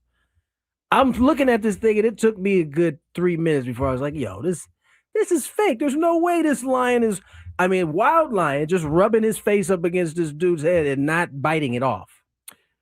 I would, yeah. I mean, Just walks away. But now, how have you come to the conclusion that it was I AI? have no proof that it's You AI. don't know but either way, I really. just don't believe that this wild lion, jumped up on this safari cart and just wanted to. You don't believe this guy was the lion whisperer? Nah. He was the Lion King. The Lion He King. didn't even say a word. He just was staring. I have a strange, well, not strange theory, but I have a theory that one day we're going to have to mark videos with real and not real, because there are going to be videos that are not real that people take as real and it spreads and all that stuff. I don't know how it's going to happen, but It's an excellent theory. I think my it friend. might need to happen. Yeah. Would you guys like a little stamp in the corner that says real versus 100%. fake? Give me something, so I don't have to decipher for myself. Yeah, because I'm certainly capable of falling for it. Real quick, guys, this is really an important thing for me, and I don't want to bring the show down. I want to make this kind of a celebratory thing if I can, but I really can't. We all have our heroes growing up. We have people we look up to, and it kind of matters what you're interested in. I think if you're a sports fan, you have baseball, football heroes. I looked up a lot of players, but once I got into this kind of business, I started looking up to successful radio people and going, man, these guys are great. How can I one day be great? There's never been any bigger radio show in this town than was the Jeff and Jer program. And I think anybody listening, unless you're very young, remembers Jeff and Jer. They were on 27 years in this town. A couple of days ago, the Jer from Jeff and Jer, a friend of ours, Jerry Cezak, he passed away at the age of 73. And, look, sports radio, they did morning show, talk radio, but it's all kind of the same. Just the subjects are a little different. And Jeff and Jer, they entertained people in this city for almost 3 decades, taking them to work every single day. And if you want any idea of what the impact of Jeff and Jer were on San Diego, all you have to do is go back to the post 9/11. And I think everybody remembers where they were, what was going on at that time in our world. And as a way of showing our American, patriotism here in San Diego, Jeff and Jer called for a human flag to be done out at Qualcomm Stadium, when they had the big parking lot. And they asked for as many listeners as they had to come out. They were going to hand out T-shirts, red, white, blue T-shirts, put everybody in order, and have this huge human flag. I think they expected 10,000 people, maybe 15 or 20. 110,000 people came out for this. You remember this. And if that doesn't give you a little idea what the impact of Jeff and Jer were on this city and this community, I don't know what does. I didn't really know Jeff or Jer while they were on the radio as heroes and people that people, love to listen to. But I was lucky enough through my wife and friends to meet both of them. And in recent couple of years, became very close friends with Jerry. Went out to dinner with this guy a few times. I can't imagine being as successful as he was and being as down to earth as he was. And I think I told you this story one time, Tony. I might have. He was not a sports fan at all. Yeah. Jerry didn't know the first thing. And he said he was in a Uber. I think I told you this. He was in an Uber coming back from the airport. And the airport guys a few years ago was listening to our show. Yeah. And so he had to listen to our show because he was in the Uber. And he recognized me and my name. And he came up to me and said, I don't know what the hell you guys were talking about, but there's something special you guys got going on that show. The chemistry of that show. Yeah. That meant more to me than probably anything anybody said. Because this guy he's a hero. He's in the he's in the Radio Hall of Fame. Yeah. He and Jeff and Jer. So anyway, guys, sorry, but he passed a couple of days ago. And, I think I'm sharing the news with a lot of people out there because this really hasn't been released to anybody except a little earlier this afternoon. A little prayer for his family and Pam, his wife, and just everything Jeff and Jared did. Absolutely. No doubt. Take us out, sir, if you can.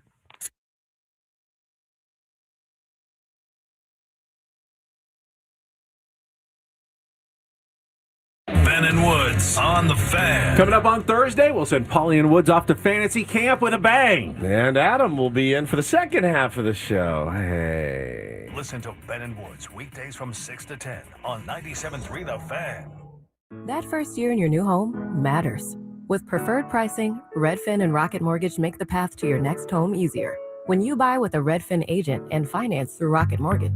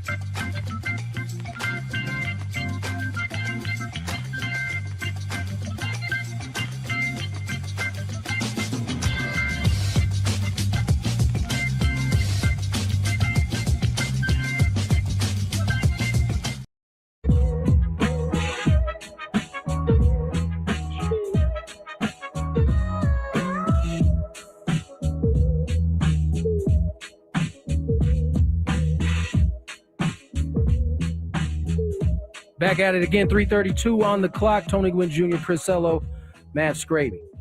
Little sports court coming your way.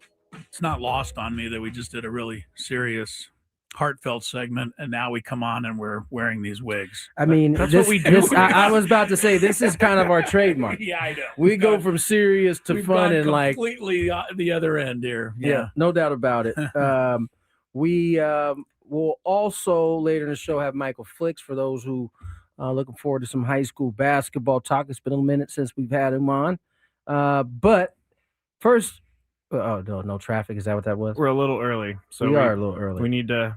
How you feeling, man? And Ghost Peppers I'm are fine now. fully I'm fine now. fully Although I do worn have off? a really bad headache, and I don't think it's from the ghost pepper. I just have a really bad headache. Did you have one before the Ghost Peppers? I had a slight headache waking up this morning, so it's probably. I need to drink more water.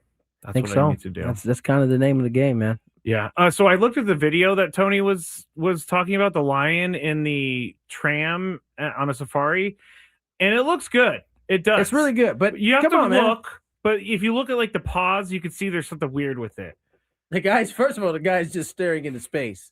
Yeah, it's weird. As the lion is like brushing up against him. Yeah. I mean, not even moving an inch. This would be You would have to be at least a a little bit. nervous. Like close your eyes or something. Yeah, I definitely think that video is fake, but it would make me look at it a few times. Do you to see if it was remember, real. like before AI was AI, they used to put out some of those videos, and I remember seeing a couple where Steph Curry would be standing like in the hallway going back to the locker room and throw a basketball at the other basket on the far end and swish like 11 in a row. That was, and you were like, how are they even doing that? Because they didn't have the AI technology. I think that was the beginning of it. Was that it? Yeah, because that was the full court shot Right. that they showed. Yeah, he I just think it made was it, and he made it every time. I'm like, it come on. wasn't available to the public yet. That was, that was Okay, you had that's to, what it was. Yeah, I think that's probably where that started. I had to bring this up because I had to speaking of double take, I had to double take when I read the headline.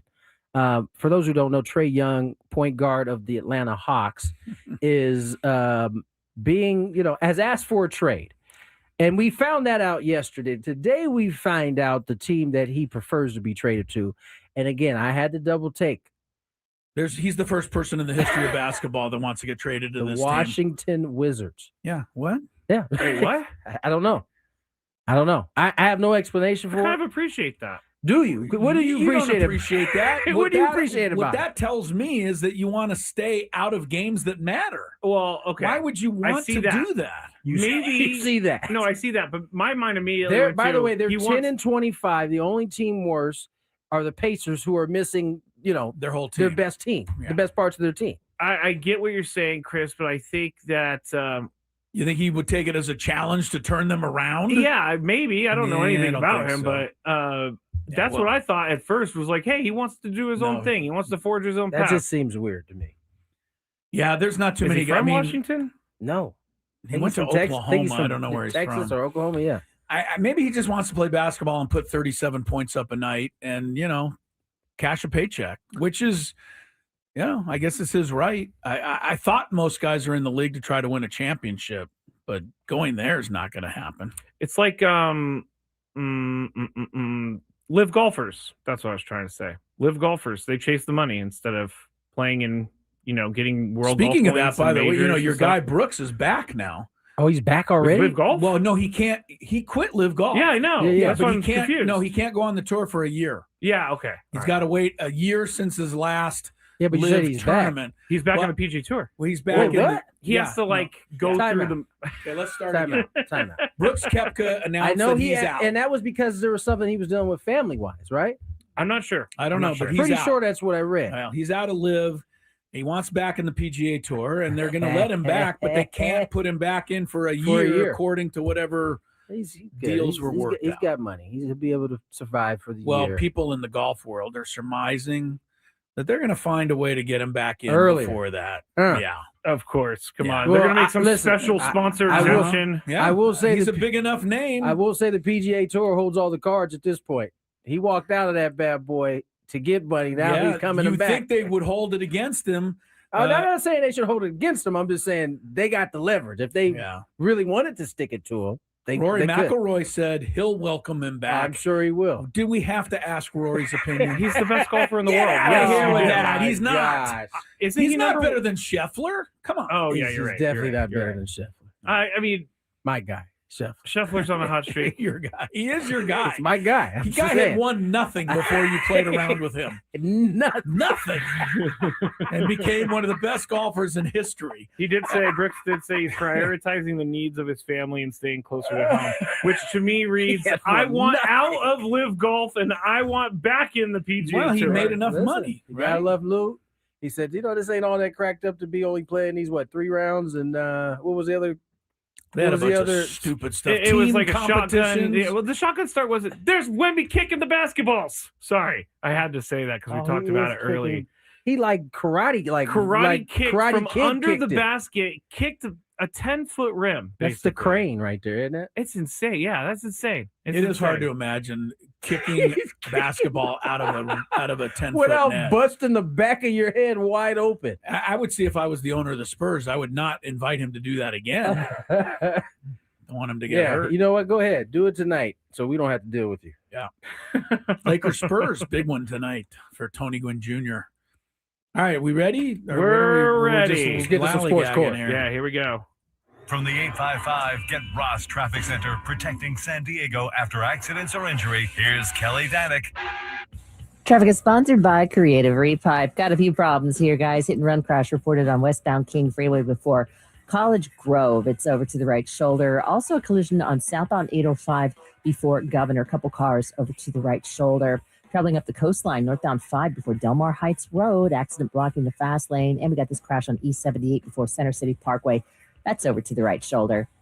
Don't wait until that water leak in your home becomes a flood. Call Creative Repipe for whole house repipes.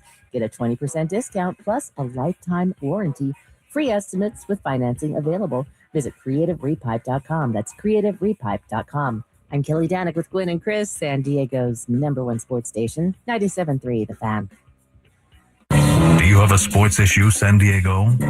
Do you need a third party to make a decision? The guys have put on their robes and picked up their gavels. All rise. Here comes the judge. Gwynn and Chris Sports Court starts now on 97.3 The Fan. All right, sports court. Today we actually have real life examples and then 2 stories I found on Reddit. So if you have a problem in life, email me. Or not email me, but yeah, email me. Why are they emailing you? They can email you too. Give out your email, Tony. That's why they're emailing him. I'm talking about, you said if you have a problem in life. Oh, yeah, because we'll bring it to the sports court. Oh, okay. Yeah. In terms of sports Yeah, court. give me Gotcha. as much information as possible. Here's my email, and I am sad I'm doing this. Matt.scraby@odyssey.com. I think everybody could kind of figure that out anyway. It's super secret, Chris. If you love Mediterranean food, try Spiro's for authentic Mediterranean cuisine in Coronado or La Jolla. For dining or takeout options, visit spiroscuisine.com. By the way, somebody threw something out on the chat. Our own Ben Higgins is the guy breaking this whole story open. He is. Have you seen this? You just said that. I did. Oh, Carl Sheffer's here. Sorry. My bad. No, I did that off the air, though. Oh, see, that was off the Oh, you could, but you said it out. Oh, you had your earphones in or something. Because you said it out loud. I heard said it to out when we were in traffic, I believe. So no one else heard it except for us. The radio audience didn't hear it. Oh, So this okay. isn't total Carl Sheffer's. Okay. Did you hear him say that though? The first? Yes, that's you why I did. looked this up. Oh, okay. To get All right. further notice. But we'll tell you That wasn't on the air. No.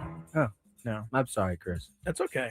I didn't mean to laugh at you, man. Anyway, there is some news about the future of the Farmers Insurance Open, potentially. We'll share it with you at the Wish top we of would the have known hour. about this news the other day when we talked to Marty I know, Gore, we because could've that's talked to him because that's who about Ben Higgins is talking to. Yeah, Ben's got this. But Well, we'll give good. you the latest. We'll steal Ben's story then and we credit will. Channel 10. At the top of the hour, we will. Pilfering is allowed. All right. The other day we talked about the whole Myles Garrett celebration on the field when he broke the sack record. He got to 23 sacks. It was a big deal. The refs stopped the game. Zach Taylor said we were fighting for our lives. How did you do that to us? We were trying to win the game. And Jamar Chase was not happy either. But here's where I'm going to go with this. I'm going to replay this interaction with Jamar Chase after the game, and then I'll ask you the question. You guys will decide. So here is Jamar Chase Sunday after Myles Garrett broke the sack record. There were some people who were upset. You seem to be one pointing down the field when the Browns were celebrating the sack that was during the middle of the game. I never knew you could let the whole team get on your field. That's like me catching my 10th pass and the whole team running on the field. We're gonna get flagged. You can't do that. You know what I'm saying? But congrats to him and everything. But they gotta call a flag on that play. You guys were trying to go win the game. We were trying to hurry up too. We couldn't even hurry up. The ref was looking at us like we did something wrong the whole time. So it was, I don't know what was going on that play.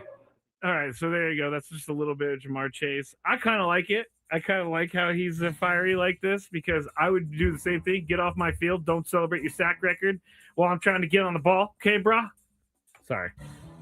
Chris, you're up first. This is a courtroom. Would you behave? Oh, yes. Act like you have some sense here. Come on. Am I in contempt? All right, here it is. He's not afraid to take the dumb, but it's cool for them take. Like, this is so dumb, but good for them kind of thing moving forward. He also spit in Jalen Ramsey's face and then denied it. So I think that might put it over the top. But Chris, is Jamar Chase a jerk? A jerk. Oh, I don't know what this is even doing in my courtroom, to be honest with you. This is what you brought to court? Yeah. I thought about this the other day. I was like, this would be Is perfect. he a jerk? Is he a jerk? I have no time for this. I don't know. I don't know him. I mean, is he a jerk? Well, is he a jerk based on what I've read and heard? Yeah, what you've seen, what you heard. I don't think so. You don't think he's a jerk? No, I think the spitting thing he'd like to have back, but I think it was in the heat of battle against a player that he's not really fond of. And I think his comments there, I don't agree with. I mean, my point is I agree with his comments on the surface, but as I said the other day, when he breaks the Bengals' all-time receiving record, they're going to stop the game for him. So, he'll get the same treatment. He also used a really bad example there. He used a dumb example. 10 passes, 10 catches is not stupid. that That was just stupid. He should have said if I broke the catch record or something. Right. He didn't say that. He said about 10 catches. Yeah, no, that was stupid. But I think Jamar Chase I have no problem with him. Honestly. All right. Tony, is Jamar Chase a jerk? I have a problem with you bringing it to the courtroom. Why? Is he a jerk? Yeah, he kind of is. First, he's very typical of whatever the generation after millennials are. I think it's Z. Z? Or X. I always Wait have to a go minute look now, it up Tony again. Gwynn Jr. taking a shot Z, at all you Gen Zs out there. I mean, I got children in that realm. So this is I'm well within my range. You're fair here. to do, yeah. Is he like oblivious to like everything that has happened in the history of sports? Or Gen Z. It seems like he is. Like, what do you mean you've never seen the game stop for a record-breaking? Like, it's happened in literally every sport, every time, including football. Every time, every single time. Every time somebody does anything, Listen, they stop the game. I would have been on board with this if he would have came out here and said, "Listen, we were trying to win the game. We were trying to hurry up offense. They wouldn't let us start." Cool, I get that. You want to win the game. Maybe you're not completely aware of it, and you're on the other side of it. So I don't expect you to be. But to sit up here, lie to us and tell us you didn't spit in my man's face when we all saw it, and then to get back up here, whenever this was, and say, this is like me catching 10 balls in a game and them stopping the game. And then on top of that, like completely miss the idea that this happens all the time. He just a lot of these. I don't know if he's a jerk, but he's got a lot of. You called him a Grinch the other day. He seems very Grinchy. I like that because a Grinch is kind of a has jerk a good too, heart. Does he? But outwardly is pretty gruff. No, And he has a good heart, but it's tiny. Yeah, it's tiny. 10 times too small. Maybe that's what Jamar has. I think Jamar, I'm going to send him on his way and tell him that he needs to do a better job of reading the room. I think I can get on board with that that decision. All right, next one. Real world example. Matt Ryan. He wants to, he's on CBS, the morning pregame show before all the games on Sundays. Okay. Well, he wants to get in with a team. He wants to be a part of a front office, and he is hoping to interview. He's hoping to be selected. He's also hoping to do his analyst job as well. Nah, dog. But because there's a precedent already set, Mr. Gwynn, Tom Brady is allowed to do this. So, Mr. Gwynn, is because Tom Brady is allowed to do it, shouldn't everyone be allowed to do it? There's been a decision made. The Supreme Court. Just ask your question. I'm waiting and for get it. out of He's the like way. pouring something. It's allowed to It's a think. good point there, buddy. This is a Thank high you. court. You got to take your time sometimes on these rulings. Because I didn't have as much of a problem with it with Brady as I am seemingly having with. Now you don't like the idea. But I have to be consistent. Yeah, man. I mean, listen. The jury's still out on if this is a workable thing. I agree with that. I don't know that we've got any evidence saying that it is to this point. And it hasn't necessarily, been a boon of success for the Raiders either. That's what I'm getting at. Yeah. There's no evidence that this is a thing that someone can manage well. But that being said, Tom is indeed doing it. And you can make the argument Tom's job is even more difficult because he's actually doing the games, whereas Matt Ryan is just kind of doing the analysis. Right. Yeah. So, yeah, I think you got to be consistent. So I don't mind it. I think there's a lot of folks in Atlanta that want to see Matt Ryan somewhere involved in that organization. Interesting. I also have to add that they're allowing Troy Aikman to do it while he's consulting with the Dolphins. That's as well. not the same thing. Consulting.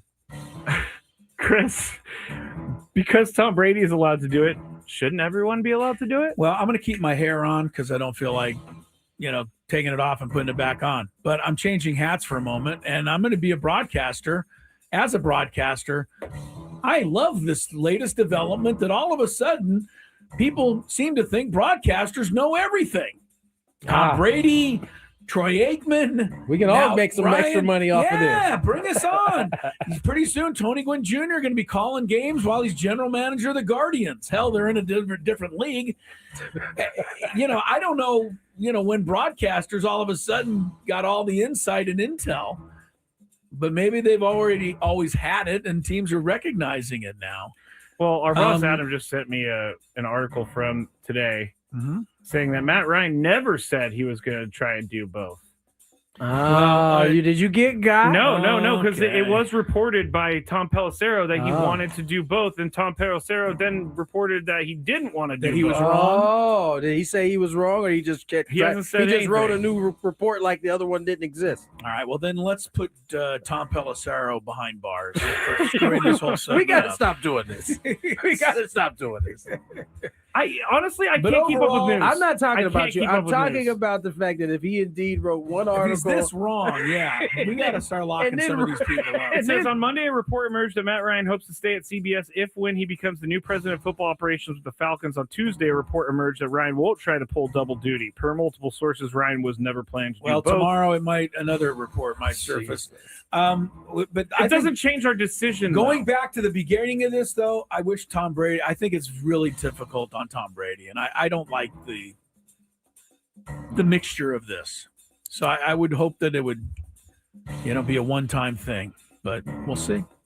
All right. You're right. I mean, if they're going to let Tom Brady do it, they gotta got to let let everybody everybody do do it. it. Tony, you're the commissioner of our fantasy football league. Is this another question? This is another question, but this is from Reddit. Now, the commissioner of this league did not think things through, and they want some advice on how to determine a winner. I'm the commissioner of a fantasy football league, and I am quite the situation. The championship game ended in a tie. What? We had a score of 117.2 to 117.2. Okay. In our bylaws, the tiebreaker was head-to-head record against each other. Okay. They were 1-1, Yeah, so we okay. can't go there. We don't do points scored as a tiebreaker, which we will now going forward. But how should I decide the winner? Suggestions are highest scoring player of the year on each team, who had more. Highest scoring player of the week in the championship week gets the prize. Or do we have a tie? How do I determine the winner? You can go bench points as well. Interesting. Done In the that. championship In game? the championship game. Choose bench points. You can go bench points. Seems Listen, I crazy. think all those things that you came up with, highest point score, whatever the options Yeah. were, those all work. But you can't end in the tie though. No. Because especially if there's loot on the line, nobody wants to split a first place pot.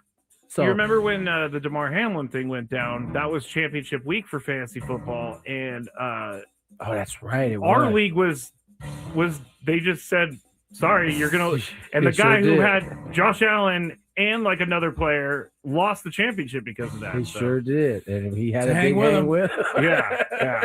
Chris, what do you think? How did they decide the winner? Yeah, any of those ways, but not now. Yeah, no. You didn't put them in. You can't name it So after it's the just fact. tied? Yes. Has to be. Co-champions. That's the one thing that we hold pretty tightly in our league. Like, if it isn't done before the season You can't starts, just you right can't- now you can't decide a change. way to break the tie. Your only answer here is co-champions, and I don't know that it's really that bad. In our league, for example, first place is I think 700, second place is 400. We don't do I don't know what you're anything. talking about. Yeah, what the heck are you talking I about, have dude? no idea what you're Points, talking about. Chips. I Chips. mean. There you go. Yeah. Okay. So you Potato take chips. so you take the 1,100 chips, you get 550 to one guy and 550 to the other guy. There you go. And they both get their name on the trophy this year. That's it. There's no other way to do it. I think that's the way to go. All right.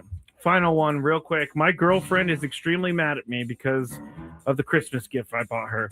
For the last year, she has been saying she wants to learn how to cook, or as autocorrect put on the sheet, cuckoo. She took some lessons and commented about how she wanted some pots and pans and things to cook more things. Well, I got her the pot and pan set, and now she is angry. She said this isn't an appropriate gift and that it's sexist. Chris, was I sexist? This is very much like my pregnancy gift. Yeah, I don't think so. No. You don't think he was being I sexist? don't think he did wrong here. Seems like he's caught in a pretty precarious Yeah, I don't trap. think he was sexist, but I think it was a terrible gift. Terrible gift idea.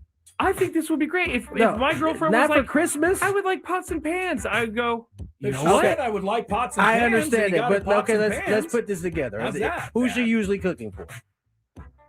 oh, I don't know. Her significant other. Yeah, right? okay, I'm gonna go right. with that one, right? Yeah. So you say you want more pots and pans to cook for your significant other, and he gets it to you for Christmas. So it's like Homer Simpson buying a bowling ball for Marge, even though she's never going to use it. Chris versus fans next, 833-288-0973. Hey, it's Ben and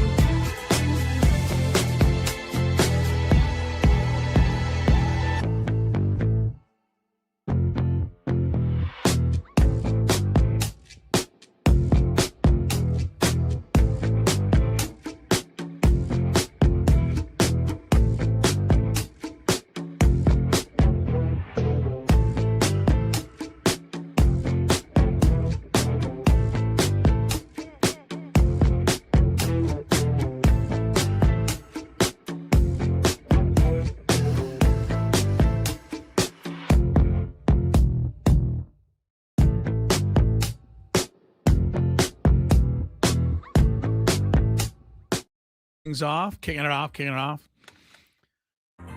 Coming up, we have Big Five.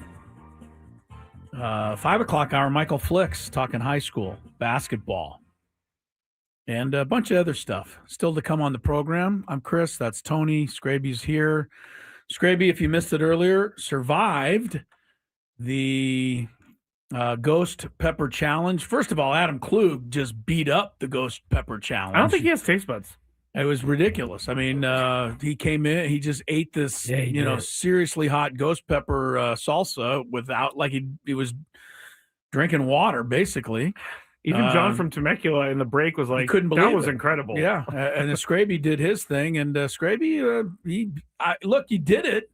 You didn't go to the hospital or anything, so that was a victory. Yeah, definitely. But if you want to see how difficult it was on Scraby, go back to the 2 o'clock segment of the show today, about 2:15, 2:20, because Scraby definitely worked for his. He did. And so he was glistening. See, I think if you put it on like a taco or something, it would be much easier to handle than just you guys eating are just scooping it right in.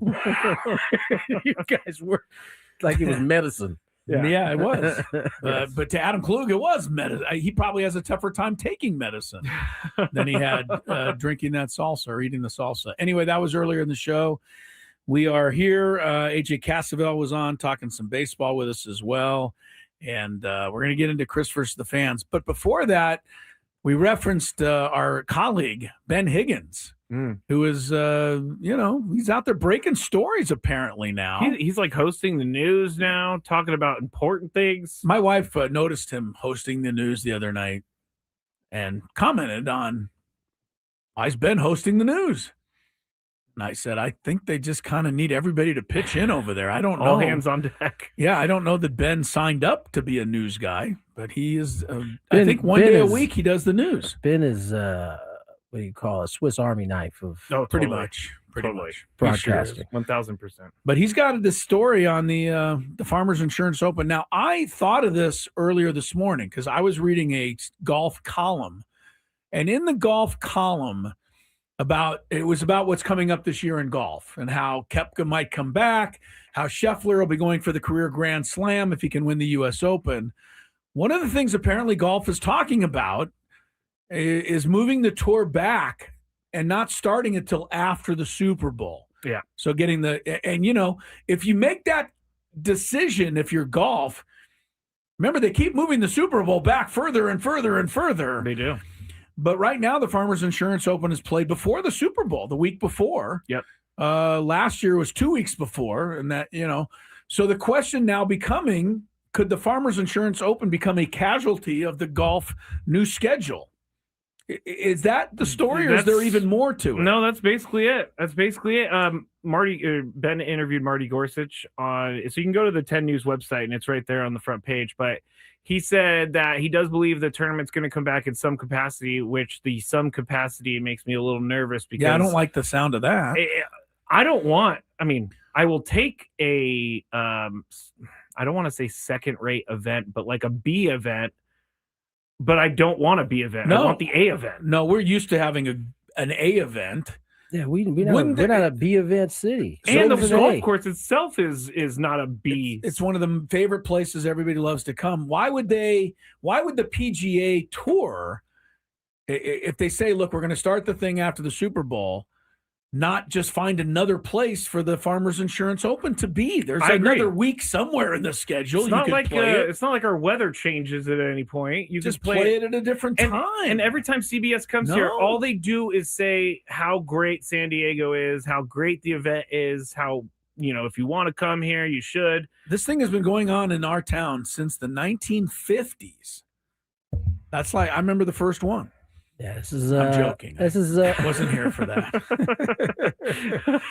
We all believe that you were. Yeah, I know. That's why you kept on going there.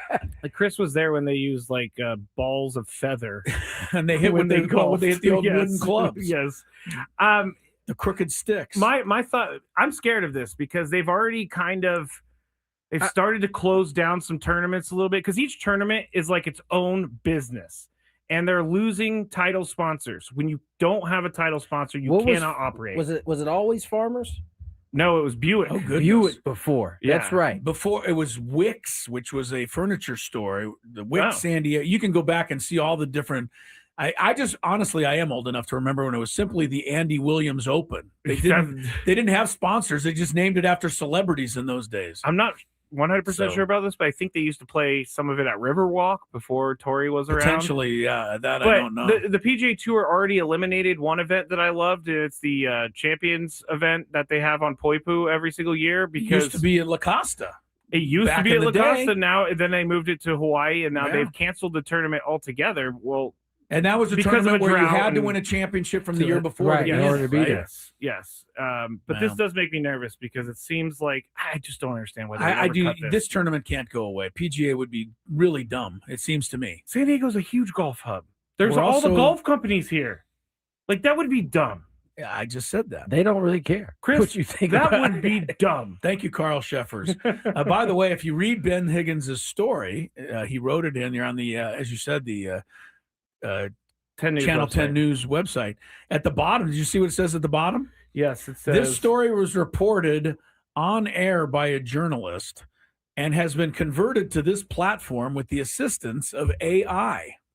Oh, really? So this article was not actually written by This is Ben. one of those AI articles. It's using huh? his reporting and then writing it based on his reporting. That seems diabolical. You know, I That gotta is say, weird. that seems diabolical. That's so weird, man. I gotta say that on the Big Five, sometimes when my things are too long, because AI get in there. our company pays for Google Gemini, I guess, and so I can refine it and shorten it, and it will shorten it. So if you ever hear something written very well, it's probably the AI that I threw. Well, AI that's did. understandable then. That is I understandable. knew something was up with those writings. Well, anyway, the Farmers is here this year, January 29th, etc. But, let's hope that this is just a possibility that gets squashed. You may want to make sure you get tickets. Right, It might be better the go last this year. time. I think That's we killed crazy. all of our time. All right, we got Chris versus the fans, and we don't need much time because I have not answered a question correctly all week. So, If you had one shot, one opportunity to take down the human almanac himself, howdy do. now is your time. Listen to me, this guy is dangerous. Now is your opportunity to win a prize. Well, I hope you know what you're in for. Chris versus the fans starts now on 97.3 The Fan. All right. You will play for, and by the way, we have some open lines. 833-288-0973. We are going to be playing for a qualification for a chance to win the grand prize. 2 tickets to Sammy Hagar at Dolby Live at Park MGM, a 2-night stay at Park MGM Las Vegas, and a $100 gas card. We all know Sammy Hagar returns to Vegas, and you could see him March 11th through the 21st, September 18th through the 26th. At Dolby Live at Park MGM. Tickets on sale now at Ticketmaster.com. I should run that through our AI and see how it shortens it a little bit. The rules, which John did a really funny. The rules. The rules. You have to make it through 3 questions. Each question will get more difficult. If you get the question right, you move on. If you get the question wrong and Chris gets it right, you are eliminated. But if Chris gets it wrong, then you move on to the next question or you win. If you're a first-time player, let us know before you get into it, and you'll get that question for free today.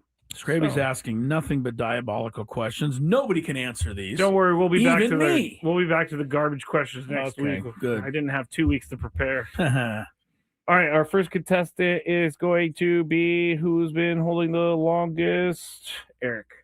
Eric, welcome to the show. How are you? Doing good, fellas. How you guys doing? Hi, Doing Eric. Pretty good. fantastic, Eric. Here we go. First question. Good. Happy New Year to all you guys. Happy New Year as well.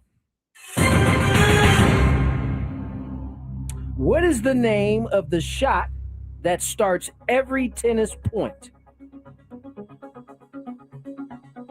The shot that starts every tennis point is, I'm assuming it's the serve.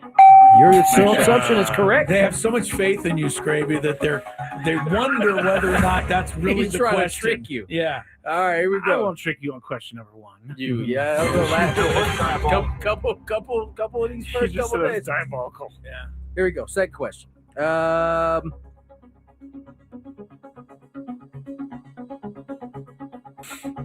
Timer's almost out, Tony. The timer on choosing a question. Which city hosted the 2025 NFL draft for the first time? Oh, goodness. I love the NFL draft. We do a show. City. Yeah, you're right. You think I draft should love it. 2025. Wasn't it Las Vegas? Vegas. Vegas. Stay there. I think theirs was 2020 because they had to do the boat thing with the COVID. That's right. They had them coming in on boats.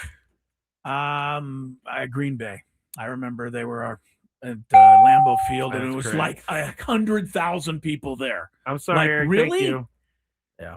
It was like completely sold out. Green Bay is not easy to get to. But imagine sitting in the upper deck on the corner of the circle of the stadium. What else are they doing in Green Bay in April? This is like maybe the first time they get out of the house. Down on the stage a mile and a half away, Roger Goodell's going, and the pick is for the Bear. I don't get people.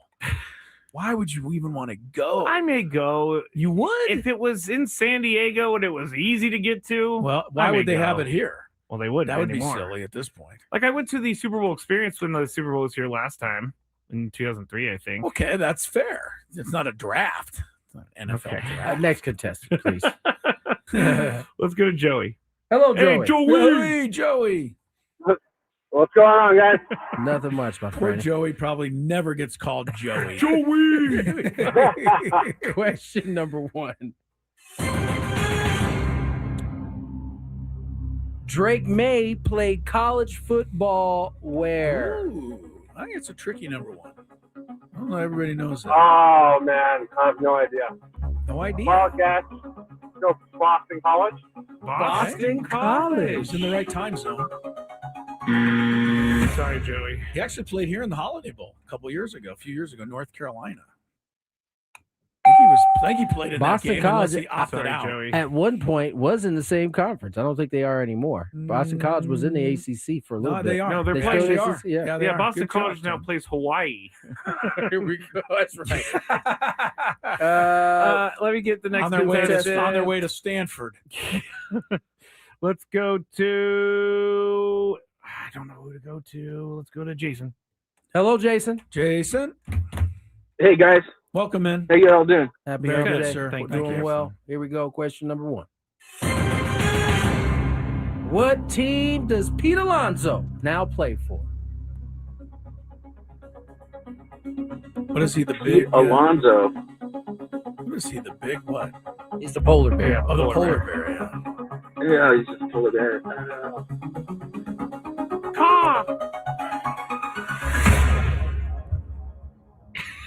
Give it to Chris. Pass. This is unlucky for you because we came in here yesterday and they had an old Met game on, and I saw Pete Alonso and I said, "What team did he go to?" And then Frank said, "The Orioles." That's the only way I would have known. I really didn't remember it.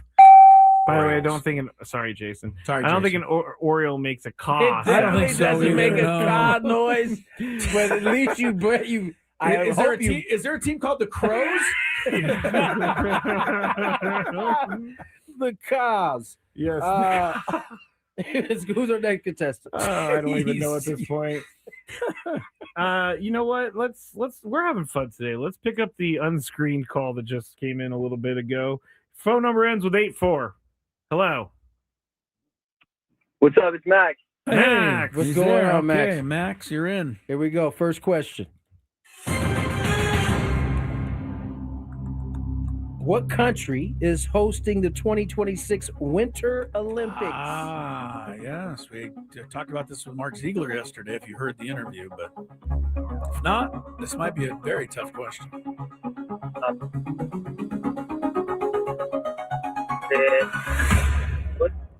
Say it one more time. Italy? Oh, Italy. I heard it. There it is. There it is. Italy it is. It looks like a disaster. The hockey rink we're going to talk about in the Big Five isn't even done yet. So It is quite spread out. All over the country. Quite I mean, it's spread out. Ziegler was like, "I'm kind of glad I'm not going." Yeah, He did say that. we saw why after Yeah. we looked at our first selves. Here we go. Question number 2. do the second one. Chris's head is going to. Which AFC kicker is paid most in the NFL in regards to average annual value? Basically, AAV. what kicker in the NFL makes the most money on a yearly basis? Which kicker? And it's an AFC kicker. Apparently, Yes, I gave according you to that. Why is my head going to explode? Yeah, I didn't understand that one either, but I thought you wouldn't like this question. I don't, but it's okay. It's not exploding. It's an AFC kicker. Who AFC makes the kicker. most? Probably the guy for the Chiefs, Butker. Butker. Wow. That Got is it. incredible. All right, here we go. That's Question- incredible, I got to say. That's good. Butker's a pretty solid guess, as it turned out. It's the And right one. he gets his contract, and guess what? He's no longer good. So another guy who takes the money and then falls off the face of the earth. Anyway, hater, You are Scravy. such a Question I hope he's number enjoying 3. his time at home while the playoffs are going on. Question number 3. That was his fault. They didn't make it.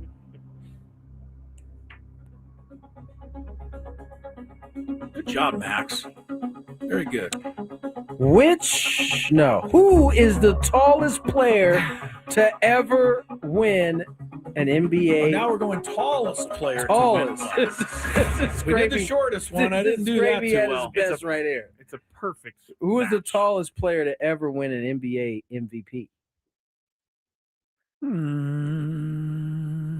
can also pass if you don't know. Don't pass, because I don't think this is a good one to pass on.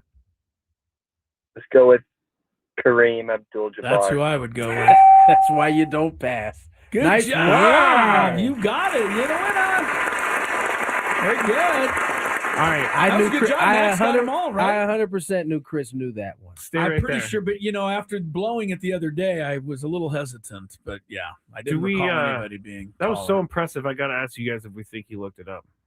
No, he came up with that quickly. I'm not going to judge that. Okay. Yeah, it's not our place to Nice say. works, Max. If I didn't try and, No, you're ferret it just a out, hater. as Chris said, You're an absolute hater. You are. The chat would get on me because they'd be like, that guy was cheating. You definitely Stop don't blame it giving on the into chat. all the time. Don't blame it on the chat. It's your responsibility. That guy was cheating. And that's kind of what You do. asked the question. He Your immediately antennas said go Kareem- up immediately. He said Kareem Abdul-Jabbar right away, right? I thought it was pretty. There was a pretty quick. hesitation there at all. He got Max, you're a Butker. winner. Don't worry. Max, hang on. Well done, we Max. got your back, man. I was This guy mainly is over saying, trying to be I a was mainly hater. saying it was so impressive. Yeah, that's what you're saying. Now at least It He's was also so he's also impressive. terrified of the chat too. So Can you do the Michael Jackson moonwalk? 'Cause you sure seem like you can. I all feel right, like listen, we gotta get the break. he It's may have been the 4:02. best player in the game's history. Borgwood and Chris on the other side. From the 8-5.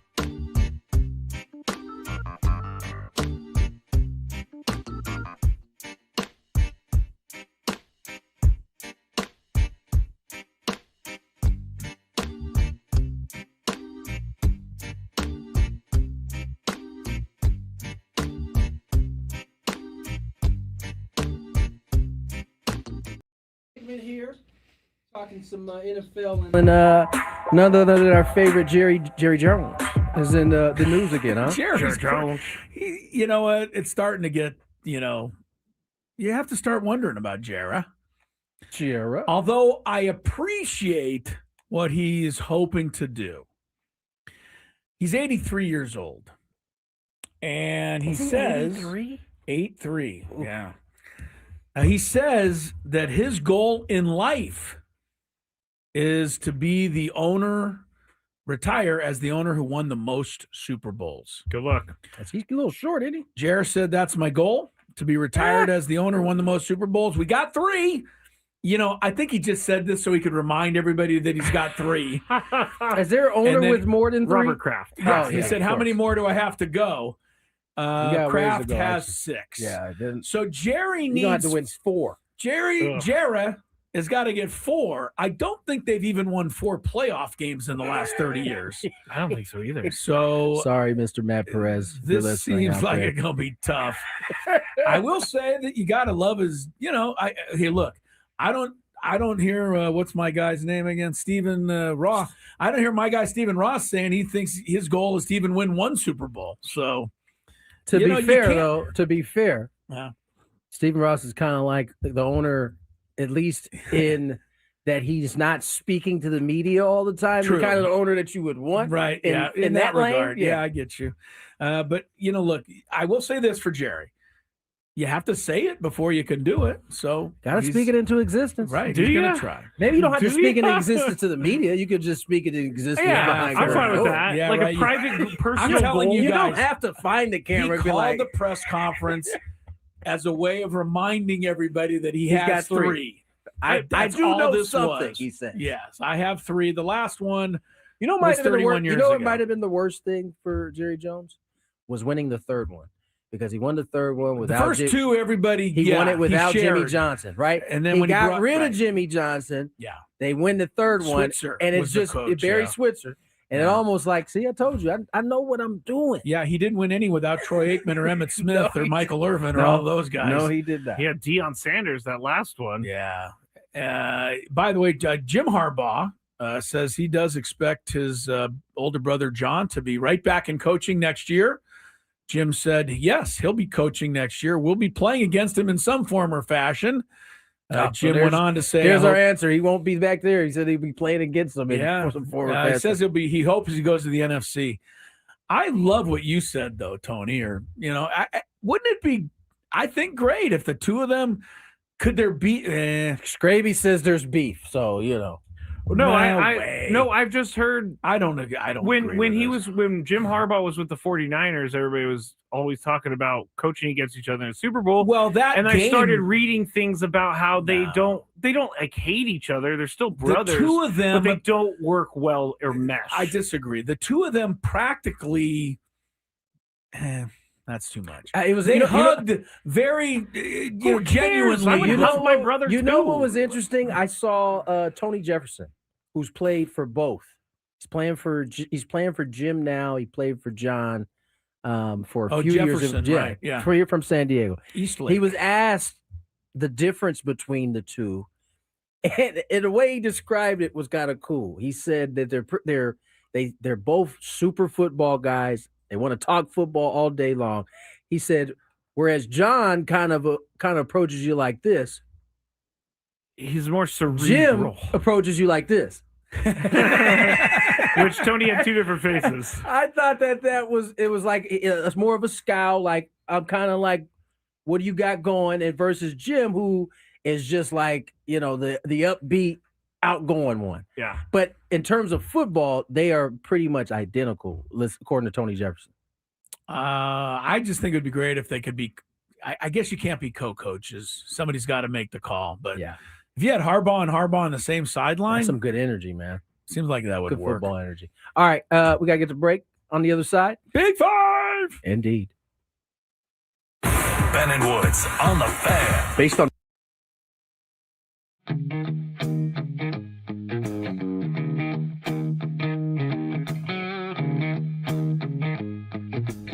There's a Roadrunner. Meet me. He doesn't like me. I guess I wouldn't like me either if I was chasing me. As you can see, I'm all Aztec'd out here at the Aztec Baseball Tournament. It's the SDSU Baseball Alumni Tournament. Right now, we are 1 under in the scramble, and Chris is playing well, Tony's playing well, but our ringer, Jack Townsend, is playing really well, so.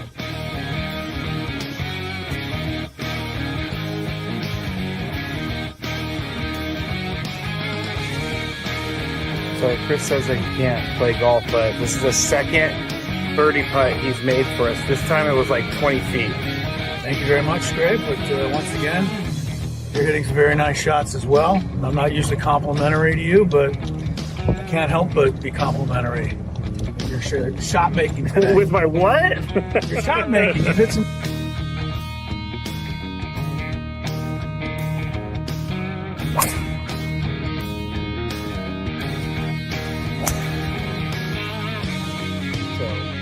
We are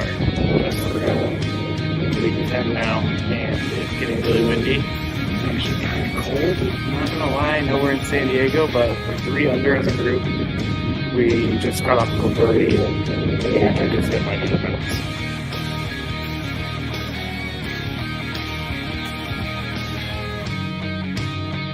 There's a squirrel, but he wants to attack me. Squirrely! We just got our second birdie of the day thanks to this guy. Yeah, a 4-footer after. It was a 5-footer. After our pro drove it 300 to the front of the green and then chipped it within 5 feet. Uh-oh. Gravy, don't feed the animals. Don't feed the animals. I do feed animals, but Chris made a birdie putt. Leaving the golf course, and we ended up shooting 63 once. Everything was accounted for since it was a scramble, and we had an SDSU golf player, Jack Townsend. He was with us, and he did a lot for us. I think we shot 63 because of him, but we all had a good time.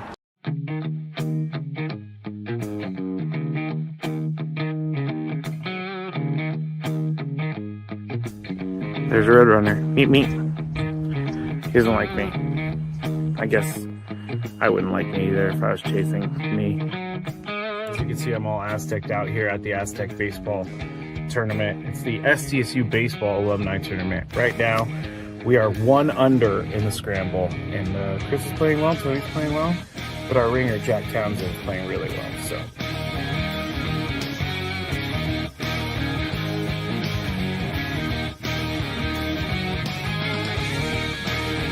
So Chris says that he can't play golf, but this is the second birdie putt he's made for us. This time it was like 20 feet.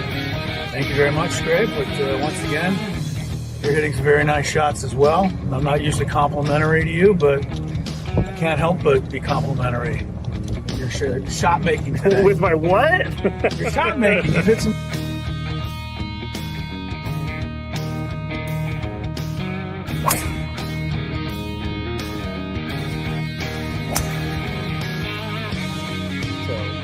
We are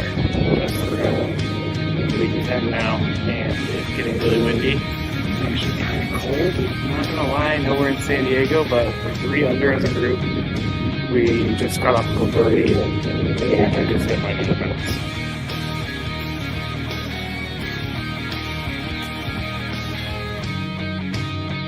There's a squirrel, but he wants to attack me. Squirrely! We just got our second birdie of the day thanks to this guy. Yeah, a 4-footer after. It was a 5-footer. After our pro drove it 300 to the front of the green and then chipped it within 5 feet. Uh-oh. Gravy, don't feed the animals. Don't feed the animals. I do feed animals, but Chris made a birdie putt. Leaving the golf course, and we ended up shooting 63 once. Everything was accounted for since it was a scramble, and we had an SDSU golf player, Jack Townsend. He was with us, and he did a lot for us. I think we shot 63 because of him, but we all had a good time.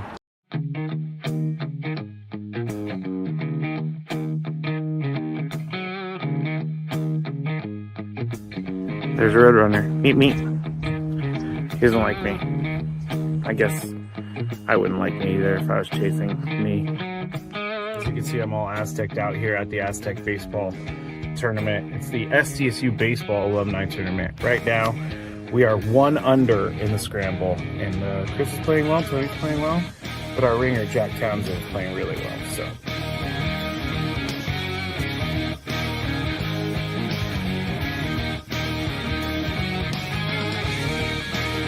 So Chris says that he can't play golf, but this is the second birdie putt he's made for us. This time it was like 20 feet. Thank you very much, Scrape. But once again, you're hitting some very nice shots as well. I'm not usually complimentary to you, but I can't help but be complimentary.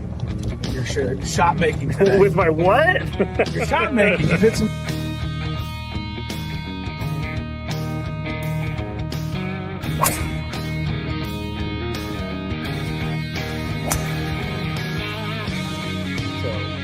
We are leading 10 now, and it's getting really windy. Gwynn and Chris back at you, 436. We got a Scraby Big Five. We're coming to you from the Bill House Studios, where today Adam Klug just absolutely downed 3 heaping spoonfuls of ghost pepper salsa. Matt Scraby did the same thing, did not fare quite as well, but did survive. And here he sits. Thank you. As the program continues here, we've got our Big Five shortly. Quick note that I thought was interesting. Maybe I'm overrating this. All-time leading receiver in the NFL playoffs, yards per game. And you have to have played at least 3 playoff games in your career. That doesn't seem like a lot of playoff games. Give it to me again. All right, 3 games minimum as a NFL playoff wide receiver. Most yards per game. All-time leader in the history of the sport. DK Metcalf. 112 yards per game. Second, Puka Nacua. Third, Larry Fitzgerald. It's not bad. I don't know. You know, all these Steelers stats about the 23 Monday night games in a row and Tomlin and Monday night. I don't know about the Texans. We'll find out what our picks are tomorrow on the program. Right now, we'll check traffic, and then Scraby will give us the Big Five. From the 855 Get Ross Traffic Center, protecting San Diego after accidents or injury, here's Kelly Danick. Not too bad of a ride. Just a couple things to mention here. Southbound side of the 163, an accident near the 8. It's over to the right shoulder. Also, still clearing this hit-and-run accident westbound King Freeway before College Grove. That's over to the right shoulder. I'm Kelly Danick with Gwynn and Chris, San Diego's #1 sports station, 97.3 The Fan. It's that time of the show when we check on the latest in sports. Only the most important topics and questions are brought to light. Stop what you're doing and listen. These news stories will astound and amaze you. The one, the only. Oh my God, who the hell cares? The Big Five starts now on 97.3 The Fan. Hey everybody, we're broadcasting live from the Bill House Studios. We know how. Now. Number 5. Thank you for that, Carl Sheffers. I just said that like a minute and a half ago, Carl. Hey, never too many sponsor mentions, man. That's true. Never too many studio. They own the studio now. Fair enough. We can't call it the Odyssey Palace. It's the Bill Howe I know, Palace. I can't call it that anymore. What is it? That is it. It's the Bill Howe Palace. Well, we weren't getting any money from me calling it the Odyssey Palace. No, Odyssey is not going to pay for its own sponsorship. Right, Are you kidding we weren't me? going to get any money there. All right, let's start with this one. Nevada football head coach, I love his last name, Jeff Choate. Choate? Choate. I played with a Choate? Wasn't there a Randy Choate pitcher? Yeah, I played with Randy. I'm not making. I just love saying the name Choate. Apparently, you do. He had a press conference. Tony's dying over there. He had a press conference the other day, and he said something many programs are not saying. I think the kids say he's saying the quiet part out loud for some of these smaller colleges. And here is Coach Choate. You know what happens when you come to Nevada? You go get $1.4 million to go to Oregon if you're developed the right way, right? You know, a guy that couldn't play consistently at the University of Texas got drafted when he came here. right? A guy that was a junior college guy, a walk-on, ended up becoming a first-team Mountain West player, and then went and got a bag at West Virginia. A guy that was kind of a sometimes player at Butte College comes here, gets developed, and becomes a first-team All-Mountain West player. A journeyman safety from the Big Sky Conference comes here and becomes a second-team All-Mountain West player. Like that's one of the things that we're selling. So apparently Tony sent me this a while back, and I just didn't see it. What was that speech from 1983 or something? I saw it on Instagram today. It was recent. It was I think it was a month ago. And it was a month ago? It might have not been a month, maybe 2.5, 3 weeks ago. But I reached out I had sent the video to one of my buddies, Chris Dickerson, who went to Nevada. I asked him how he felt about it. Let's just say he wasn't really digging, agree with it. He wasn't digging this idea that they need to be some. They're selling the fact that we will. Yes. We will bring them. you from Montana to us, and then we'll send you on your way. Right. He was not feeling that at all, and I imagine the alum. I can't imagine them getting behind that. Well, but I did respect the fact that he understands where they are at this particular time compared to the other schools. Do you think they're going to send Choate a note? Choate a note. I forced that one in. A Choate note. A Choate note. I actually think this is kind of smart. So I was going to ask Chris, should San Diego State maybe think about marketing their program this way? Hell no. Who's better right now, San Diego State or Nevada? End of story. I don't know. I think we got our answer last night. Mm-hmm. Well, this is football we're talking and about. football. We got our answer in that. I don't think Nevada buddy. won a game this year, so really, Choate may not be long for the job. Maybe one at the end. Choate's going to need his coat if he wants to go out and vote. You guys are on a roll right now. Is that it, Chris? Yeah, I think we're good. All right, Tony. They were 3-9 this year, so you're right. Yeah, they weren't very good. Nah, I mean, how do you? So I mean, there's like a specific player you're trying to get, then, right? I mean, even from that standpoint, who is like Dale Sean Staley comes to mind. He came from, I believe, was it Northern Iowa? Yes. So he goes from Northern Iowa to San Diego State, and then I believe he is entering the transfer portal. Yes, but I don't think you sell yourself for that. Right. I think some guys might be looking for that. Well, then they can, but I think it can be done unsaid. Right. I don't think you need to announce. You don't need to pigeonhole yourself into that corner is true. right there. That is true. Like, we're not even trying to keep you forever. We just want you for a year, and then we'll send you on your way. If you're good, we can't wait till you leave. Isn't he adjusting to the environment of college football? I don't know that this is the adjustment. Okay. I'll say that. All right, let's move on. Number 4. Buccaneers head coach Todd Bowles is, I wrote this morning, not 100% safe, but he is 100% safe because he is coming back as the Buccaneers head coach in 2020 or later this year. 6. Yes, but if fans had their way, he would have been sitting packing after last season. They're very angry at Todd Bowles, and I don't know why, because I kind of know why. After 4 seasons, Bowles has won the NFC South 3 times, but with an overall record of just 35-33 and a playoff record of 1-3. They started 6-2 this year and finished 8-9. So, Tony, if you were Bucs ownership, would you part ways with Todd Bowles? No. But I mean, shoot, I wouldn't have parted ways with John Harbaugh either. He lost his job, so maybe I don't know what I'm talking about. They had the same record this year, so so maybe 8-9. I listen. I know Tom Brady went there and won a Super Bowl, but I don't know that their expectations should be where the Baltimore Ravens are, where it's like Super Bowl or bust. The NFC South is just historically.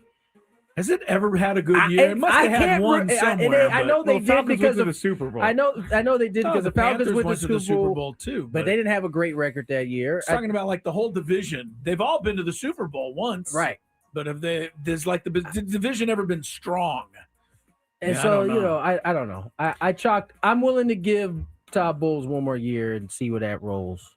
I mean, you won the division 3 years in a row. That's pretty. They had a bunch of hurt individuals Yes, that defense, offense that were big pieces. And I think Baker Mayfield was playing hurt. I think he was too because he looked nothing like what we saw The early. first 8 games, he was MVP. He's also the type that wouldn't tell us if he was hurt too, I think. Didn't Todd Bowles in his first year go looking at this. Yeah, he went 8-9. He was 8-9 with Brady as the quarterback.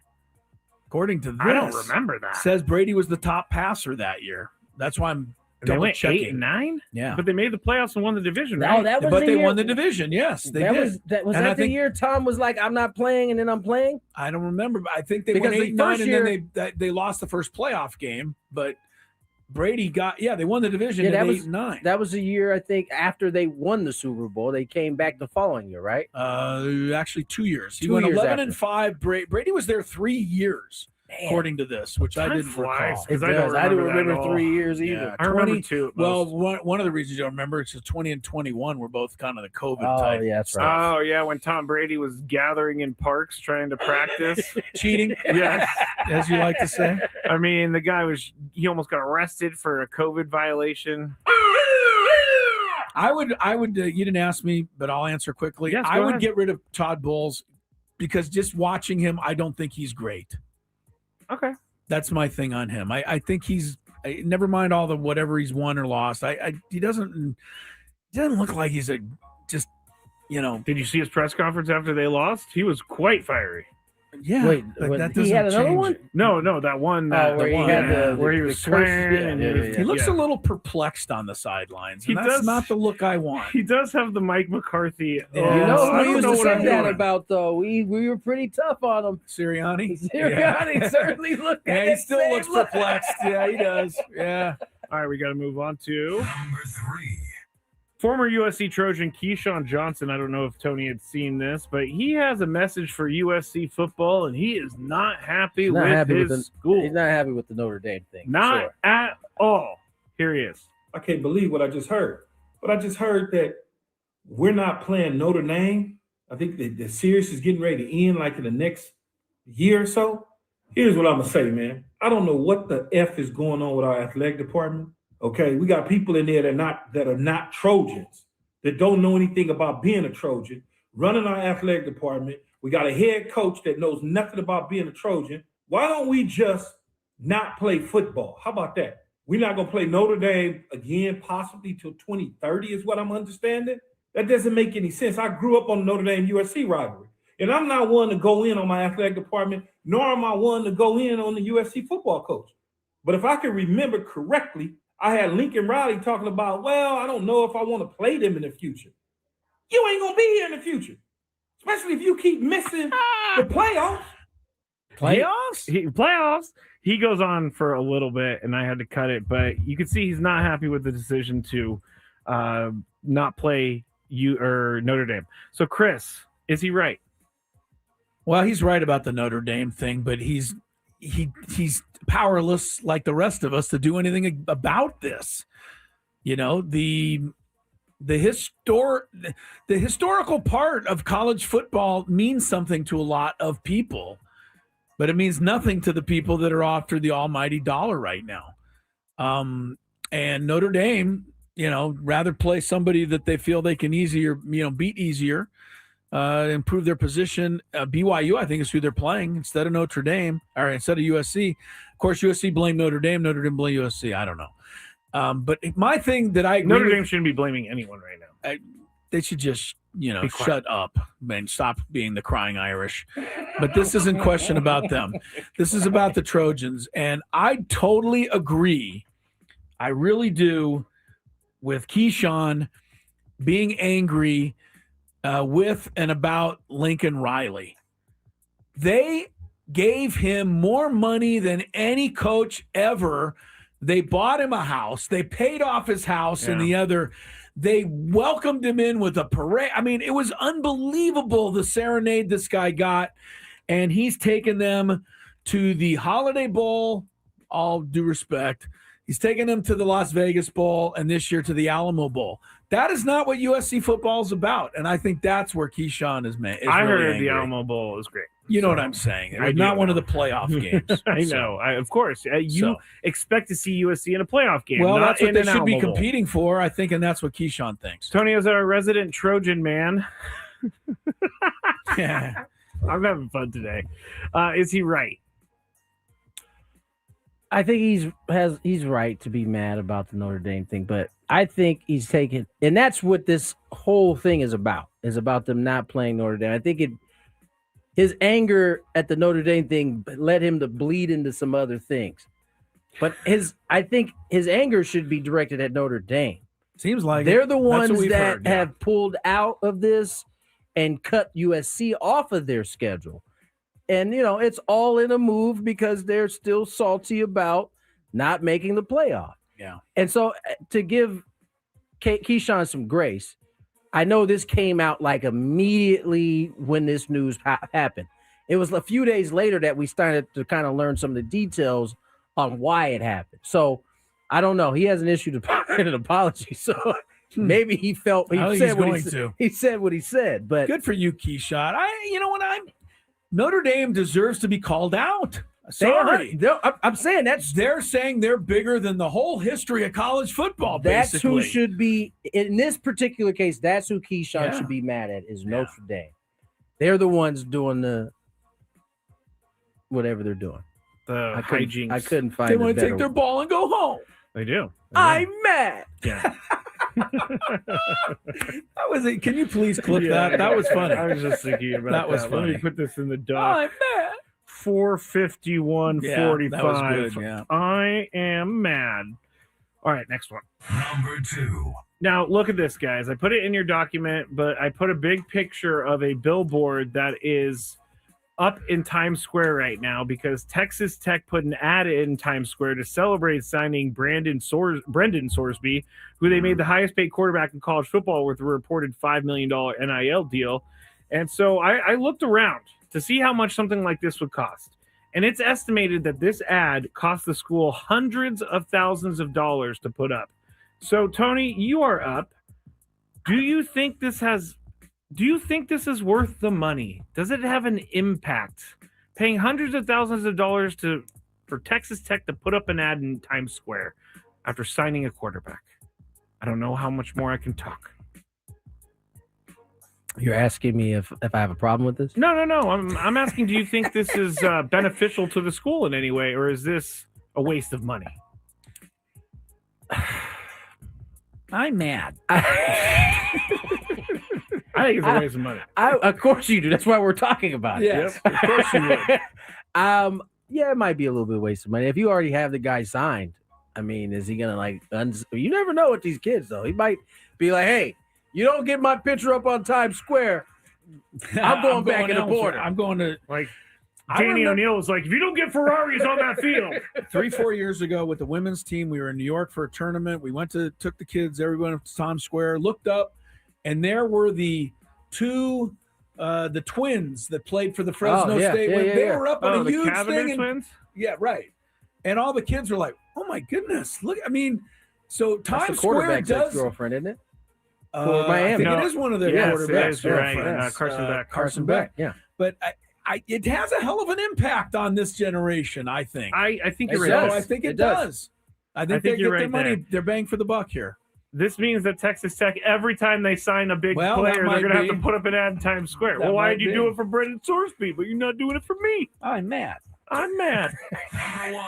Really quick, I'm glad we don't have enough time for this, but I don't understand why MLB Network has a Shohei Day today. 1-7 because his number is 17. Oh, they're sharp. You know why? Why? Because they have nothing else to put on TV. I understand that, but where's the Aaron Judge? Where's the Fernando? They gotta go to 99 to get the Aaron Judge. How is that gonna happen? Tomorrow. 1-8, Tony Gwynn Jr. Day.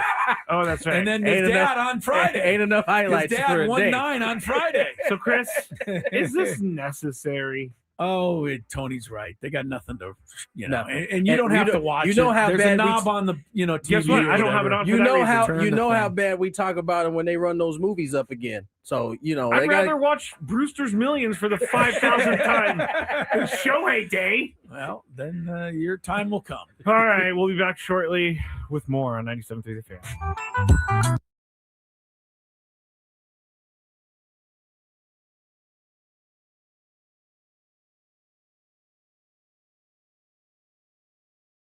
All right, so here's what happened. I was at the corner, and I'm going to call out the streets because who cares? It was Claremont Mesa Drive and Ruffin Road, which is pretty close to our radio station here. Yep. I had to run over and pick up a little cash from the bank. That was simple, trip before I came into work. And I'm on Ruffin Road, coming up to Claremont Mesa Boulevard. Ruffin Road can be a little rough sometimes. Well, they could pave that. It wouldn't hurt. Yeah, it wouldn't hurt if they should. They can't road. I know that. Wait, your issue isn't the potholes in the road? No, that was I'm used to that. So we come up on Claremont Mesa, and we're at the stoplight. I'm in the left-hand turn lane to turn left on Claremont Mesa. I'm the third car back. And there's 2 left turn lanes. There's 3 cars in line here. And then the going straight is also red. And that is backed up each of the lanes. So that I've got cars on my right. I've got cars on my left. I got 2 in front of me. I got people behind me. No big deal. Light cycles through. And our turn doesn't come. Oh, no. So the cross traffic gets to go again. And then the people coming across in our direction, they get to go again. And then for a second time, they skip our turn. Well, that's what I thought. So now... Actually, you're not going anywhere. You're stuck. Right, you're stuck. You're not going anywhere. And my first thought, of course, as a good scout or, athlete, is to look around. Is there any way out? Can I back up? Can I, I'll do anything. But there is nowhere for me to go. No. It happens a third time. Whoa. And I'm pretty clear at this point, this light's broken. And I'm starting to think, how are we going to get out of this? Am I going to have to call, the police to come and fix it? No one's going to know it's broken. 911 emergency response. Yeah. Emergency. Ruffin Road in Claremont. The light is stuck. The light is stuck. And so this is 5 minutes probably, but you can imagine 5 minutes. No, that's a long time, right? Time. Well, when it comes to the 4th time, I finally start just leaning on my horn. Oh. I'm trying to get... What are the people in front of you going to do? Well, because there was a moment, right, after the traffic comes this way, it paused. You want them to run the light. You could at least a couple people could run the light. We could get this going here. You want them to run the light. I did. Break the law. Well, they had to. Otherwise, we'd still be there. Anyway, so this is going on. So I'm starting leaning on my horn. The lady next to me looks at me like, "What the hell are you doing?" Good for her. Good for her. And good for her. Yeah. Kidding. I'm like, ma'am, kidding. are you just clueless? Were you going to sit here the rest of your life? She has faith that the light's going to turn eventually. Evidently so. If it had gone again, the guy next to me on this side rolled down his passenger window. That starts to go down. I think he's going to be mad. And he's like, what? And I'm like, I'm pretty sure the light's broken. Like, how do you not know this? We've all been sitting here for 6-7 minutes now. The 2 cars at the very front of the left turn lane are not budging. So they apparently are content to sit there for as long as it need be. They also have faith that the light is going to turn. But I have no faith. What gives them that faith? Yeah, but what gave them the faith? I mean, it had cycled through 4 times now. The 5th time, I was going to just have to get out of my car and walk up to that and go, will you please do something? Or get, and if you don't, and I would have, something. You know what I would have said? If you don't want to run the light, just get out of my way so I can run the light. I'm not sitting here the rest of the day. And finally, on the 5th time, the first 2 people ran the light, and the next person was able to get, you know what I mean? And after a couple more cycles through, I got out of there. But I don't know if the light ever start working. I don't know if you're at Claremont Mesa and Ruffin Road, you might still be there. I don't know. This was 45 minutes ago or so. Wow. So my question to you is, how differently would you have handled this than I did? And I'll start with you, Tony. Would there have been any difference, or do you know? I don't know if I would have laid on my horn. You would have just never laid on it. I think I might have maybe rolled down the window, see if I could talk to somebody, see what else. See if anybody else was in on it? I don't think I would have laid on my horn because, listen, what you're asking is for them to, which may not be easy for everybody, and that is the timing between when because they're waiting for their light to turn. Yes, right? they were waiting for the light's not going to turn. But that also then requires them to guess the exact kind of when the timing of when they can go. And yeah, well, you know what? Figure it out. I think a lot of people wouldn't be comfortable with running the light, with even running the under light. these circumstances. Well, I think, Not when there's other cars that could actually hit them. okay, I think you're right. And the reason I think you're right is because of the 40 to 50 cars that were now piled up in my area behind me and around me. I was the only one honking. Crisello out for the last hour. It will return later on in the 5 o'clock hour. But Michael Flicks also will join us last segment of the 5 o'clock hour. Matthew Scraby. Yes. Did you see the trade today? Cubs. Yeah. Marlins. Yeah. We didn't get to it earlier, but Marlins give up Edward Cabrera, we saw him against the Padres. He pitched pretty well, I must say. Yeah, he's a fireballer, right? Fireballer with a really good changeup. Got a few other pieces to go with it. He's added to a Cubs rotation that, I think was probably the weaker part of their team last year, maybe not, though. Matthew Boyd had a great season. We saw Tyon pitch that last day. He pitched game 3. I was thinking Steele, they lost the entire year, right? Still, they lost the entire year. Yeah, but Tyon pitched game 3, if I'm not mistaken. Yes. Shota Imanaga, he'll be back. And now you add a guy like Edward Cabrera to go along with Cade Horton, who was up for a Rookie of the Year conversation. Did he end up winning it? Cade Horton? Man, it's amazing how we forgot already. I don't think he did. Quickly. But they also have Javier Assad, and then Justin Steele will be coming back from elbow surgery. So, in the NL, it was Drake Baldwin. Oh yeah, catcher for the Braves. But yeah, nice trade for the Cubs. They get a good pitching piece.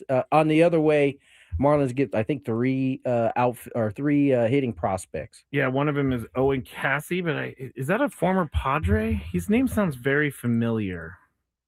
It doesn't matter because you know who the real player in that trade that the Padres gave out? Jacob Marcy. I don't think we had Owen Cassie. Okay, Jacob Marcy, though, he's one to watch in Miami because he was very good at the end of last year. Yeah, he was starting to finally go ham.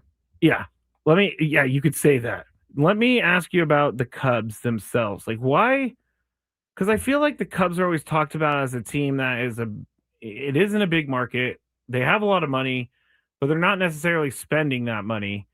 Why do you think that is? Because their owners are cheap. Really? I think that's what it boils down to. That's all it boils down to. I think that you can't say they don't have money.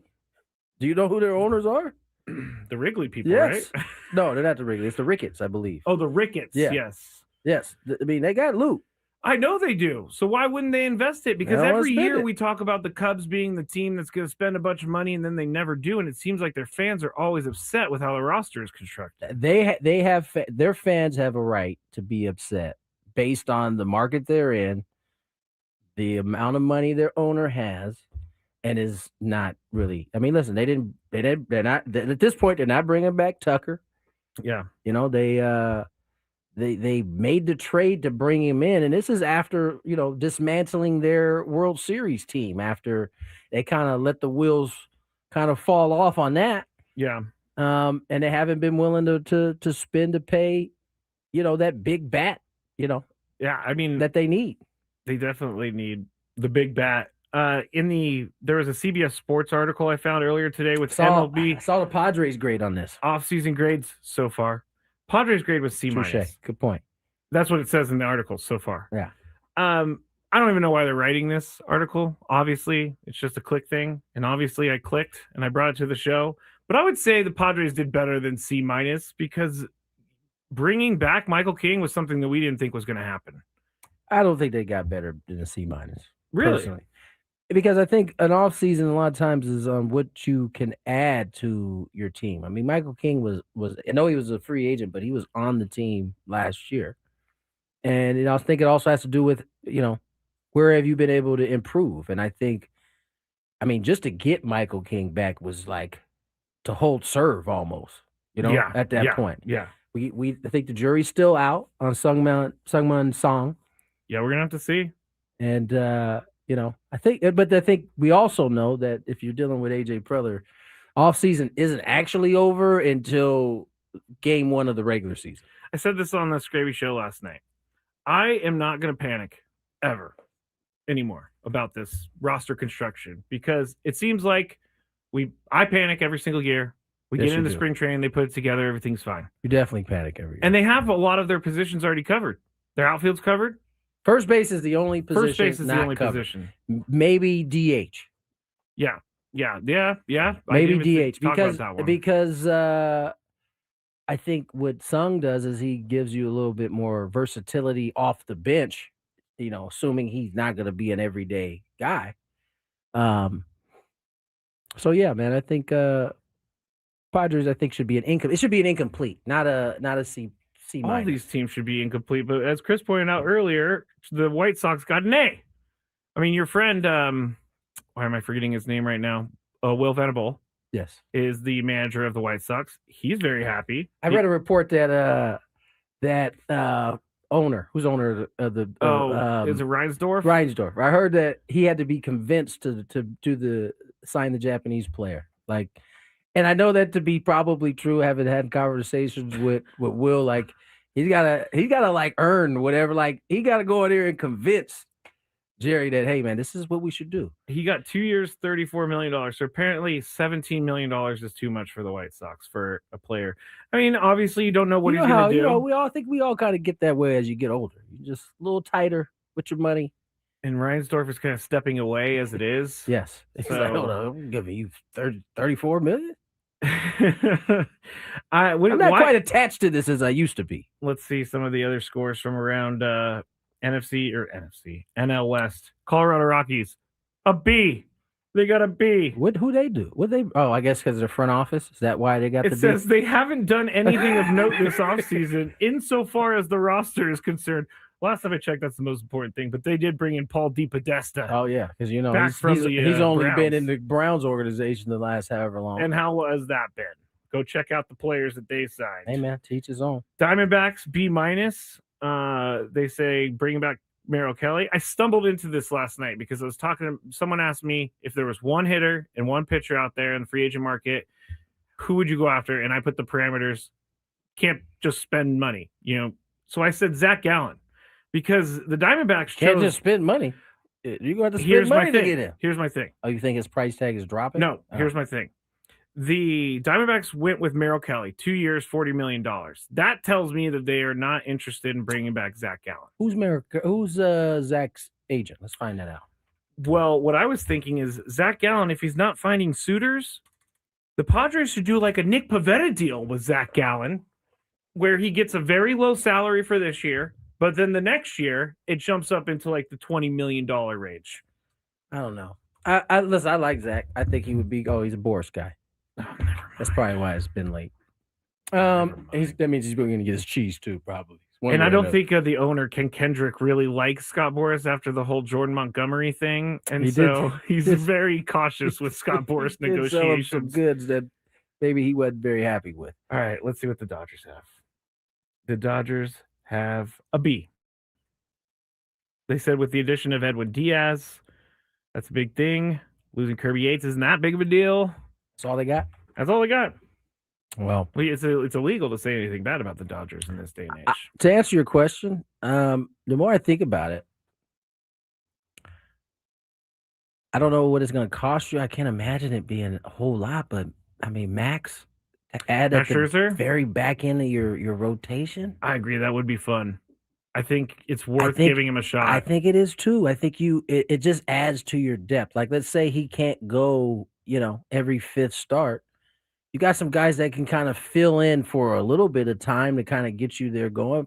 If it's not expensive, man, I think he would be good at the back end. What did he pitched pretty well in the World Series last year. Postseason, he pitched better than he did. I mean, he was kind of injured most of the time. And that's, that's the part that you hesitate on. If he was just, throwing up innings, even at this age, you wouldn't really hesitate. But it's been a while since he's put together a season. Let's see. He went. And Max has got to be close to. I'm 43, so he got to be 41. He was born before he was 84, so 41. Yeah. He went 4 1/3 on November 1st. And remember, in postseason, you don't get the long leash. You're going to get. They're getting just the precise amount out of you. But the postseason, he gave up 6 runs. He struck out 11. It wasn't an ERA of 3.77. I'm cool with that. I'm cool with Max Scherzer coming to town. I think that would be fun to have him in town. So I know you guys talk every once in a while, so that's good for the show. If Max Scherzer comes to town, thinking about the show. That's good. Yes. Yeah, are we gonna get to play some of that Dallas Braden? Yeah. You want to play right now? I don't know if we have enough time. Do we? 5:10. It is 5:10. We already have a segment with Chris coming up next. Let's just hold on to it. We can play it tomorrow. Okay.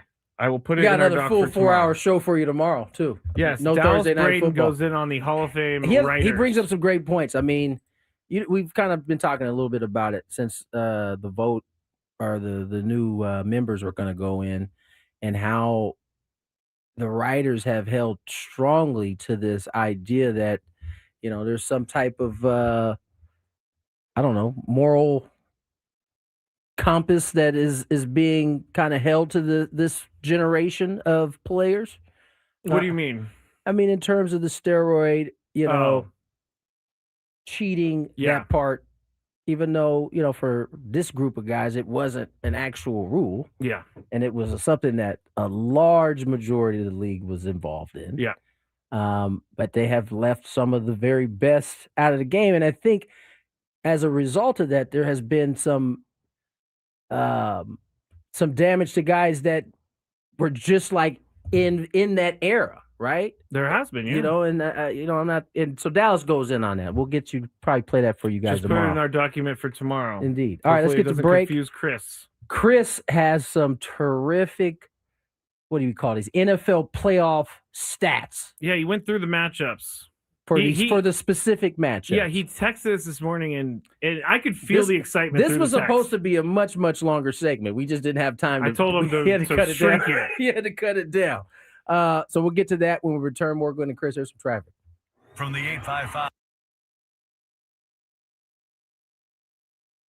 Tony, you care to, Tony, I don't know where Tony went. Because Tony, I see the corner of his room. Oh, well, hopefully he'll be back shortly. Harbaugh. I'm not sure where he went. I might text him to see if he's okay here in a second. Hope he didn't. Yeah. Did you think he fell in the shower? Well, I hope he didn't meet with foul play. You think he met with foul play in our commercial break? I don't know. I mean, he is in New York City. So. He's in New York City. It could be. You never know. All right, we'll just go forward. We're just going to go forward without Tony. I'm sure he'll rejoin us when he gets a moment. Everybody stare at that box in the top right corner because it's just the corner of his room. I'm going to look now. I'm kind of intrigued. Oh, someone says maybe he's in the bathroom. I don't know. He's been known to go there. As have all of us, frankly, but him more than most. Over under, Tony just forgot that he was doing the show.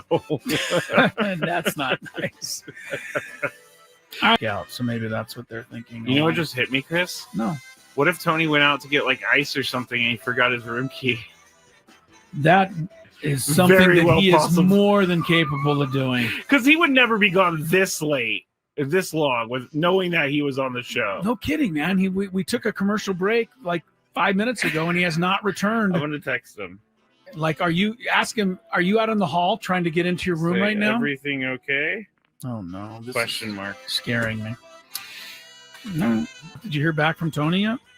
No, I'm thinking something. I'm thinking he locked himself out. He doesn't have his phone because it's in the room, so he's down at the front desk or something. I don't know. I'm sure there's a story in here somewhere. There's definitely when we get him got to back on be the a air. story. Anyway.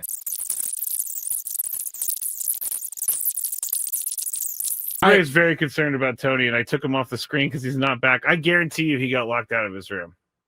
I don't think you're wrong, because that makes sense.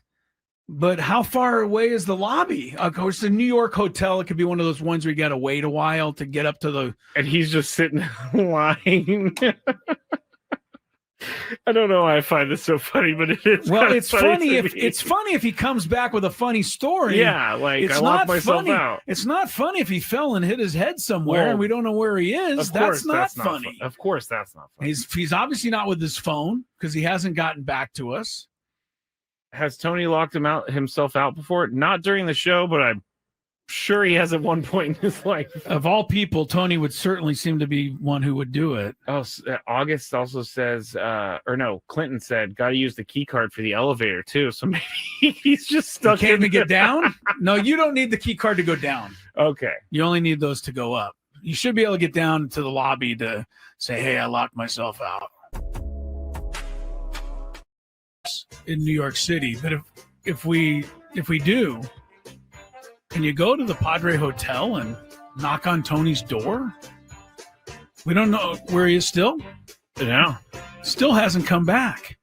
And I turned on It's been 20 minutes now. I know. Now I'm starting to get a little worried. Yeah. Where'd he go? What happened? I don't know. I would call the front desk of the hotel, but I have no idea where they're staying. I don't know where they're staying either. And when you sent him a text and said, is everything all right? We have not heard back from him. He is still not back in his room. I bet you he is standing in line in the lobby as we speak. Trying to get his key back. Someone said text Jesse or Dave. And it's really not a bad idea. Maybe at the next break, though. Yes. If we get to the next break, we got to text those guys so that they can go make sure he's okay. Because I don't know where he is. It's crazy. Dave Marcus is probably the one to text. We'll text Dave. Because he's, Jesse could be doing anything, but Dave's always there, ready to go. You're trying to say Dave has a ho-hum life and he'd just be sitting around waiting for a text, whereas Jesse might be busy? Is that what you're... Dave's been doing this job for like 30 years. I don't think what is the word I'm looking for? Never mind. All right. Well, there's certainly an explanation, but we don't have it yet. Text Scan. I don't know Scan well enough to text him. We're going to text Dave if this gets to the top of the hour, and we still don't have a Tony Gwynn Jr. sighting. All right, do we just go to traffic like it's normal behavior time? I mean, it just seems weird. We got to move on with the show. Show must go on? Yeah. I don't know. All right, we're going to do the good, the bad, and the really, really weird and ugly next here after traffic. All right, it's with less enthusiasm than usual that we embark on the good, the bad, and the ugly for week 2, Scrape. I'm going to try not to worry too much. I'm going to try not to worry also. I'm not necessarily the worrying type. I'm not either. But, I'm intrigued now at this point. Like it's with this long pass to Devontae Smith. He's back! Helped put him there. Hold on, he's back, everybody! Stop everything. Comes the blitz. I literally, we went to commercial break, I laid on the bed, and then I just fell asleep. He fell! I never even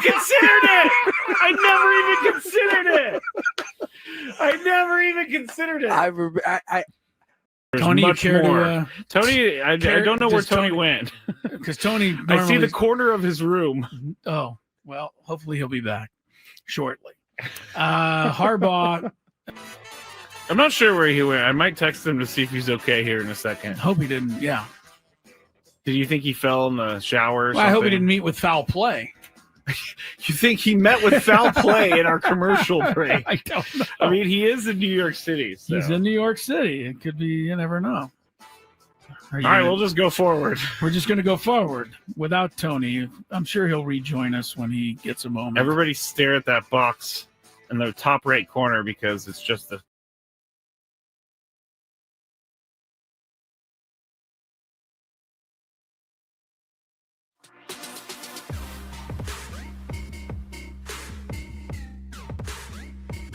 Gwynn and Chris rolling through the happy hour on this Wednesday evening.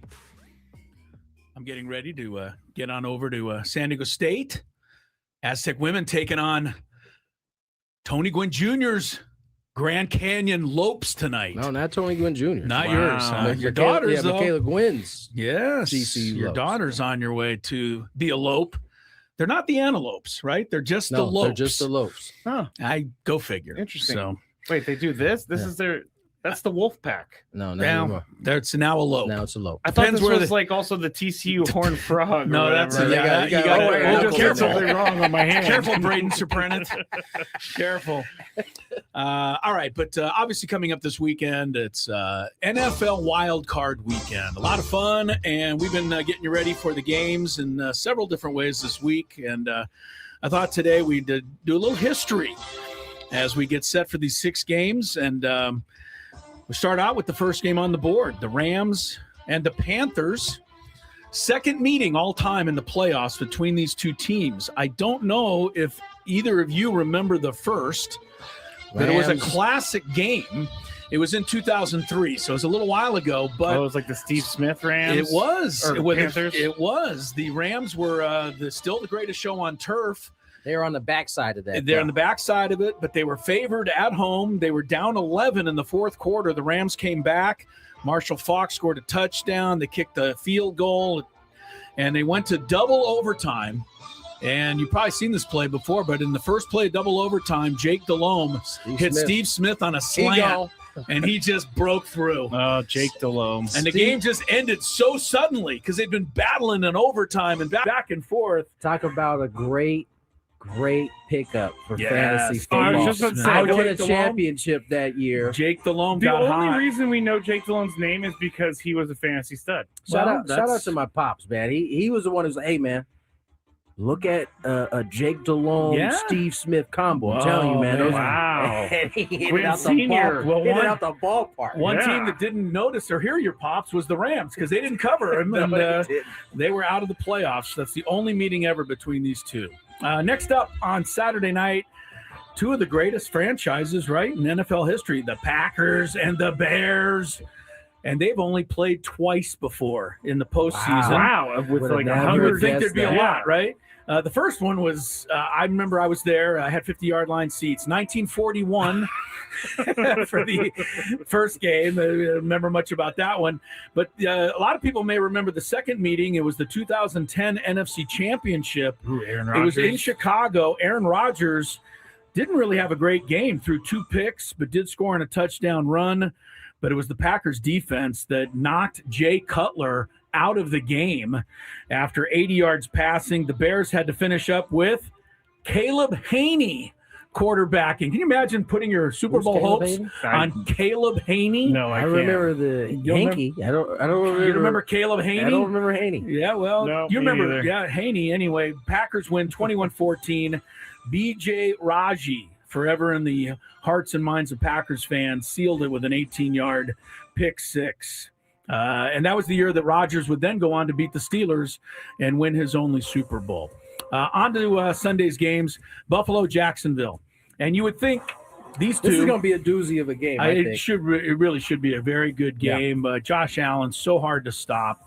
And you would think through the years, if these teams had played twice, which they have in the playoffs, that Buffalo probably won. You'd be wrong. Jacksonville won both meetings, and one of them was in 1996. This was only the second year of Jacksonville's existence, but they had a running back that day Charger fans may recognize. Natron means business.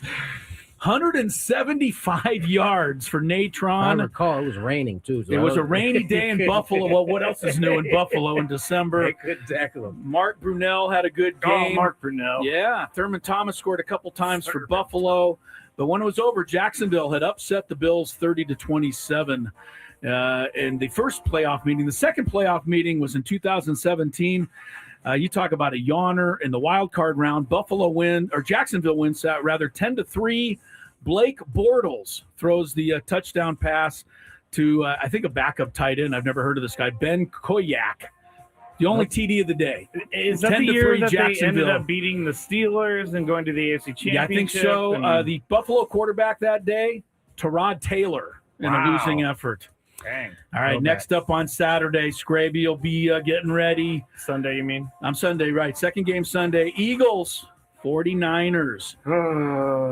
Let's talk about the first playoff meeting first, because I think you'll enjoy this one better. How many times have they played? Twice. 1996, 49ers shut out the Eagles 14-0 in a wild card game. Steve Young touchdown run and a pass to Jerry Rice. The Classic 49ers combo. 49ers should have shut them out in this game, as Ty Detmer was the Eagle quarterback that day. This year before McNabb. Yeah, they didn't have anybody really. If you can name the leading rusher for the 49ers in that game, Scraby, you're the greatest 49er fan of all time. Was it Hurst? I was going to say, is it Garrison Hurst? Former Dolphin Terry Kirby I don't even remember him being with the 49ers. I remember him being with the 49ers. He had a nice day that I think day. Gary came after 96. Yeah. Anyway, 49ers won that one. I don't need to remind you of the second meeting, Scraby. No. Christian McCaffrey 0 for 1 passing in the game. They didn't know what to do. Remember, they brought him in at There was quarterback nothing for them to do. and then they said, well, all right, we'll go with Josh Johnson. So they brought Josh in after Christian McCaffrey. Well, that's how it low they created thought a of rule. Josh Johnson. It created a rule. Now you're allowed to have a third emergency quarterback without it counting against your roster. Because that's the reason they didn't have a third quarterback. Did you realize? I'm sure you didn't, but Brock Purdy was 4 for 4 to start that game. I know. Before he got knocked out. Start. Yeah, and then the referees gave the Eagles. That was the whole conversation leading up to that game was could they protect him? Could they protect and him? No, the answer was no. Devontae Smith caught a pass that he actually didn't catch down the sideline in the first drive of the game, which really and I'm set sure the Miles tone. Sanders didn't really score 2 touchdowns. No, he didn't. Pretty sure Boston Scott didn't run for a touchdown either. Boston Scott. You know, when sorry, it was a long day for you. When you Brett had to, Purdy tore his arm up, I knew it was over. well, everybody did. We all 31-7. We all enjoyed it though very We much. I did. must The say. Eagles won that NFC Championship brutal. in 2022. All right, then the Sunday night game, and this has got to be saved for last around here, as the Chargers take on the Patriots. This is going to bring back mostly bad memories, of course, for Charger fans, the playoff history between these two. But the Chargers did win the first one in 1963. It was the AFL championship, the only championship the city's ever won. The Chargers won that day over the then Boston Patriots, 51-10. Nice. A great running back by the name of Keith Lincoln scored 51 fantasy points that day, 200-plus yards rushing, 123 receiving, and 2 touchdowns. Chargers win then. But in 2006, unfortunately, we have to talk about it? Well, there's a few things about this game that I didn't remember. Chargers, of course, lost, and everyone remembers only really one thing: Marlon McCree fumbling the ball. Poor guy. The Patriots, that happened with 6.5 minutes to go, and the Chargers were up 21-13 after Troy Brown forced the fumble, got the ball back. Brady ended up getting him down for the tie. Chargers got a possession, went 3 and out. Patriots went down. Gostkowski kicked a field goal to make it 24-21. Chargers had another possession after that. They didn't do nothing. Phillip Rivers drove him down. No, Nate Kading missed the field goal. Yeah, that's right. They didn't do nothing. Right, with it. yeah. 54-yard chance to win the game or tie it. And, of course, none of that happened. I think being the most accurate kicker of all time is a jinx on yourself. Well, Nate because Kading they always wasn't bring that up. when it mattered. Exactly. That's what I'm saying. Like, fans. these guys, Luke didn't miss a field goal like all year from that distance, and then he misses that The jinx one. was on. The Chargers and Patriots. Chargers and Patriots. Things get a little tight. Yeah, they did. What part of the body gets tight there, Tony? I think the backside. Backside. Does it rhyme with Beckham? Mekhi Becton? Yes, it does. Indeed, it does. Chargers and Patriots would meet one more time in the AFC Championship game, 2007. In this game, you couldn't blame Nate Kading. He made 4 field goals, but that's all the Chargers got. Is this the LT on the bench the whole game thing? LT was on the bench. In He his was Darth pouting Vader in the mask. Darth Vader. That's a great remembering, Scraby. Well, because he was just sitting there with his jacket on, and everybody's like, What's are he you doing? playing, or what are you doing? He didn't. Brady threw touchdowns to Jabbar Gaffney and Wes Welker. But what I remember was that the very end, Chargers were down 9 points. They had the ball on the New England 36-yard line and punted, which you would never see now. I don't remember that. They punted, and New England ran out the final 9.5 minutes. The Chargers never even got the ball back. Yep. Wow. 21-12 Patriots. That's a brutal way to watch a game. Isn't that? It was brutal. LT was there to see it all, unfortunately. That was his And darkest Phillip Rivers moment. did tear his ACL and Played through it in that game. Yeah. He sure did. He didn't tear it in the game. He tore it before the game, and he still played. He sure did. The other matchup Monday night, Houston and Pittsburgh, that will be their first playoff meeting. So no history lesson there. And there you have it. Cool. Getting you ready. Tomorrow, everybody, we break it down. Our picks for the playoff wild card round, and we will tell you who we think the teams will be in the Super Bowl. Who are the 49ers going to play, Scrape? The Jaguars. Okay, well, you'll have a chance to I make want that Robert prediction tomorrow. Saleh to get his revenge Against Liam Cohen. Yeah. Oh, because he threatened to kill him, and you think he should get revenge after he threatened to kill him? Yeah. Don't worry. They'll be playing by themselves somewhere at home. They'll be playing with themselves? Yeah. Look at Scraby. I'm sorry, what? It just hit me. All right. Playoffs are this weekend. Of course, we got a little more to go on the program. Michael Flicks in the studio next for you high school basketball fans. Stick around on Gwynn and Chris. Ben and Woods on the Fan. Coming up on Thursday, we'll send Paulie and Woods off to Fan.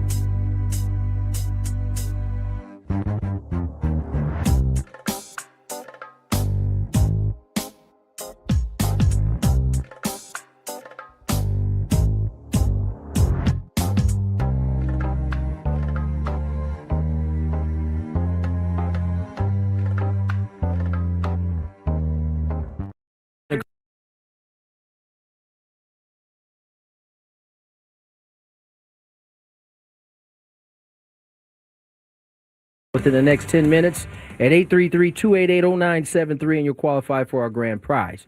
20 tickets for you and your friends for a night in our Odyssey Suite at a Padre game with all the fan staff later this season. Catered by Spiro's Mediterranean Cuisine. Remember to register your name at 973thefan.sd.com/biggest fan. Edgar Zaragoza, you got 9 minutes. Go. All right, let's check some traffic. Tick, tick, tick. And then Michael Flicks. From the 855 Get Ross Traffic Center, protecting San Diego after accidents or injury, here's Kelly Danek. Still a few problems out here, guys. One of them is this crash on the Mira Mesa Boulevard on-ramp to southbound 15. Now further south of the 15, got a crash partially blocking the transition ramp to westbound 8. That's a tricky spot. Also an accident on or near the Telegraph Canyon Road off-ramp, southbound 805. 3 or 4 vehicles involved there over to the right shoulder. I'm Kelly Danek with Gwynn and Chris, San Diego's #1 sports station, 97.3 The Fan. All right, indeed, on most Wednesdays, this segment is dedicated to the high school folks. And joining us is our weekly guest, Michael Flicks, handles all of the high school hoops. One of, I think of a few great people who cover the game here in San Diego. Michael, how are you, my friend? How was the holidays? I'm doing well. The holidays were good. Christmas was good. Happy to be in a new year. Excited for the new year. I'm doing well. I can't complain. How are you? I'm well, man. 2026 is off to a bang. And I got a chance, because you kind of advocated, and I hadn't really been there since actually playing in it. I got a chance to get out to the Holiday Classic. I saw DeMatha from Maryland. I saw Mission Bay play. I saw De La Salle play. I saw a team out from LA play. I think I saw a little bit of Francis Parker too. I know you were at that tournament. What was your thoughts on the tournament as a whole? Great tournament, as always. Great tournament. The San Diego teams were impressive. The tip-off night was a really exciting night. That was the Francis Parker, Torrey Pines game? Exactly, yeah. Torrey Pines, who had been a little rough to start the season for a couple reasons. But they, had a 3 at the buzzer to knock off Francis Parker, who at the time was the #1 team. And since then, they've really kind of been riding that momentum. They got some big wins in the actual Torrey Pines Holiday Classic tournament, and they've been playing well. They've been playing well. My takeaway from that tournament was that I thought there were a lot of good teams from San Diego. There were a lot of good individual players in some of the other teams, but I thought the San Diego actual teams overall were pretty strong. Yeah, we did well. The San Diego teams, when I say we, the San Diego teams did well in every division, whether it was the American, the National, the Governors. Like, we did well. Olympian went really well and they're really far in their bracket. So did Santa Fe Christian. We had teams really playing well. So as we start to move towards league in the high school season, give me your top 10 teams you got as we start to roll into this part of the season, because prior to now it's been pretty much preseason type stuff, whether it was the tournaments or some non-conference games. Now we starting to move into the games that like really count for these teams. For sure. So my top 10, I got Santa Fe Christian at #1. They only one loss on the season, and they haven't lost to a San Diego team yet. So their loss came from out of state. Yeah. Or out of city at least. Right. Well, I believe it was out of state during the Holiday Classic. Okay. So I got Santa Fe Christian at #1, Victory Christian at #2, Mission Bay at #3, Francis Parker at #4. Even though honestly my 3 and 4 could probably be swapped. I got Madison at #5, Olympian at 6, La Costa Canyon at 7, Mira Mesa, who I'm a big fan of Mira Mesa right now. They're playing some good basketball. Mira Mesa at 8, San Marcos at 9, and Cathedral Catholic to round out the top 10. Now, Olympian, they've moved up in this. I don't believe they were in your top 10 last time we had this, which was maybe a month ago at this point.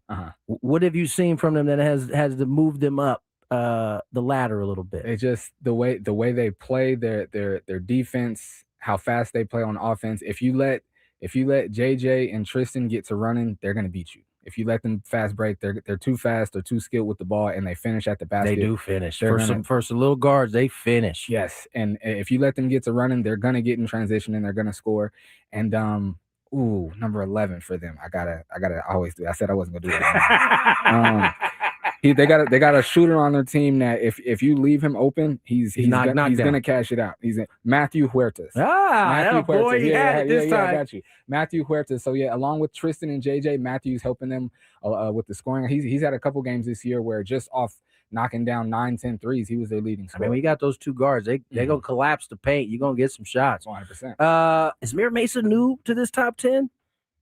I don't think so. Okay, I don't you had think them in there early. Yeah, I believe I had them in there earlier. They Tim Dorn, they got a 6'7" senior. He was there last year as well. Tim Dorn, who once he made when he takes the floor and makes it up in his mind that nobody's gonna score while he's near the basket and he's gonna get every rebound, he's dangerous. Super dangerous. They win. And then Diego, who's their best player and their leading scorer, he is a cookie monster on defense. He can steal the ball from pretty much anybody, and people have a hard time taking the ball from him. He's the point guard. He's got a real tight handle. He finds open shooters, and he finishes really well around the basket.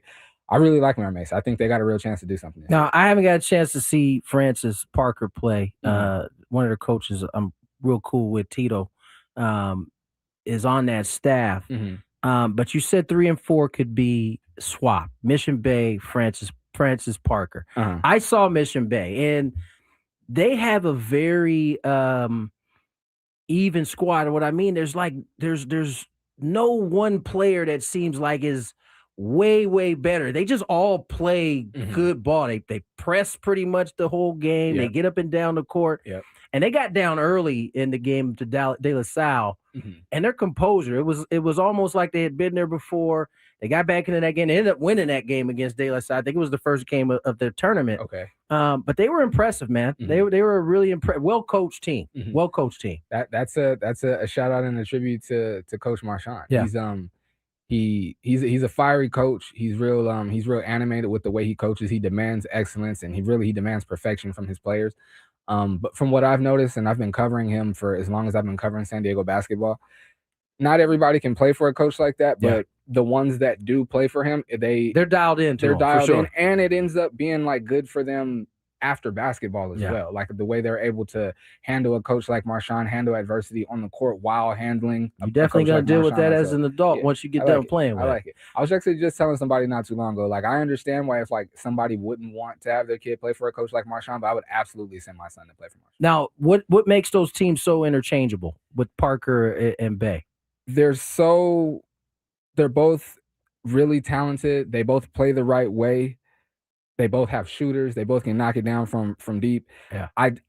The reason I want to say I think I could put Francis Parker ahead of them is because I think Francis Parker could probably beat them head to head, and they have just a little bit more firepower. Yeah. But they're very similar to each other, I'd say. All right. We had a few games yesterday you wanted to kind of highlight, maybe some of the games from beyond yesterday, but Santa Fe Christian is the first one. Before we get to that, Michael Flicks joins us here on Gwynn and Chris, handling our prep high school basketball segment. What is it? What was the game like watching Rancho Santa Fe get after it yesterday? Well, I wasn't at the game. I wasn't at the game. It was Santa Fe Christian. Santa Fe Christian. They're 16-1. Like I said earlier, they haven't lost to a team in San Diego yet. This game that I wanted to talk about because I haven't been on the radio since he did it, and it was a really big deal. During the tip-off class. During the tip-off. Okay, yeah. Dax Hall had 42 points. We keep hearing that name against Cathedral, and it was Dax Hall. He's if I had to have a vote for Player of the Year, it would go to him right now. Already, he's averaging 28 points, 18 rebounds, 8 assists, shooting 63% from the floor and 44% from the three-point line. And he had a 40 piece at a 42 in that particular tournament against Cathedral. Yeah, it was.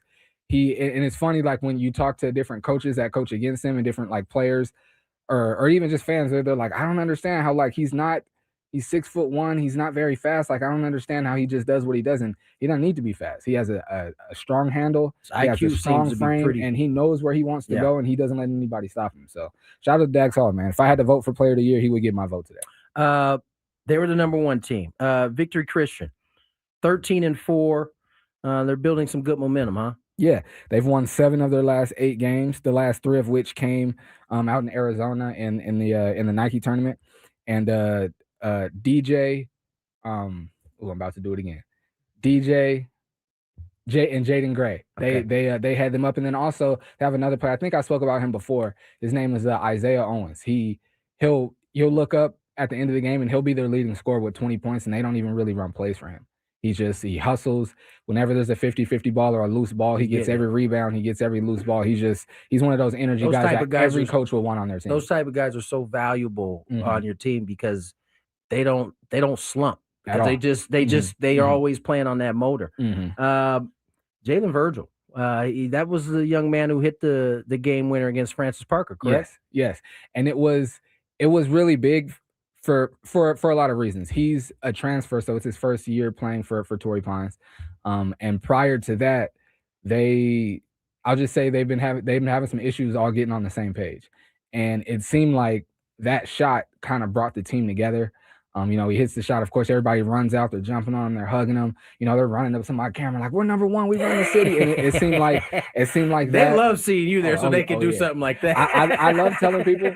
I love when I come in the gym and I'm like, I usually get there during warm-ups, and I love when I see the kids warming up, and then when they see me there, they start doing more stuff and I'm like, I love seeing it though. The layup line can get nasty when you show up. I'm sure. For sure. You said you wanted to show some love to LaCosta Kane, and I know before I'm all ears. He couldn't even get in his seat right before I finished that.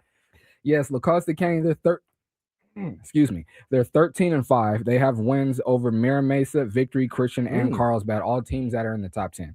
They go to my stomping ground on Friday. They play at Poway on Friday at 7:30. Wow, the Battle of the Greens. Yes, I plan on being at that game. That's Poway's playing some good basketball this year too. They are. I think they won one of the. They ended up winning one of those. Was the governor? One of those.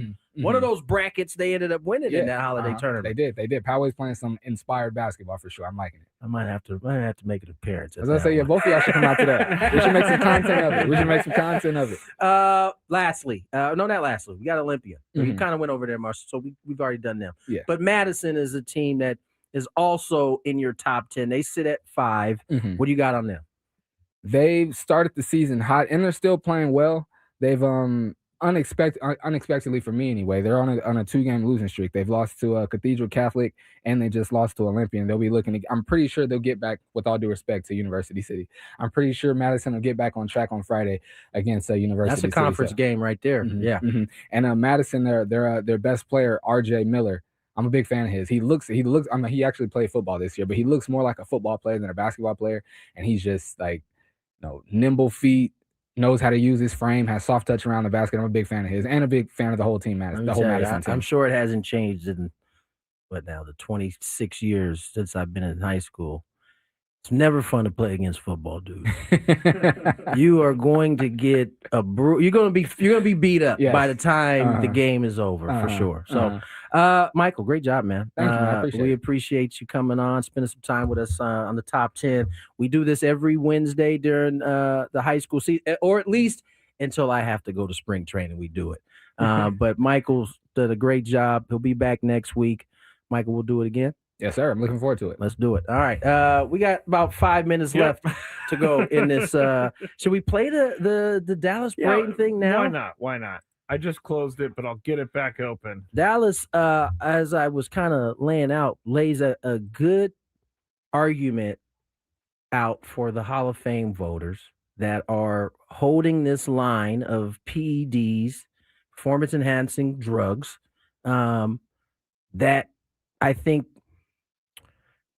kind of blanketed the 90s era baseball.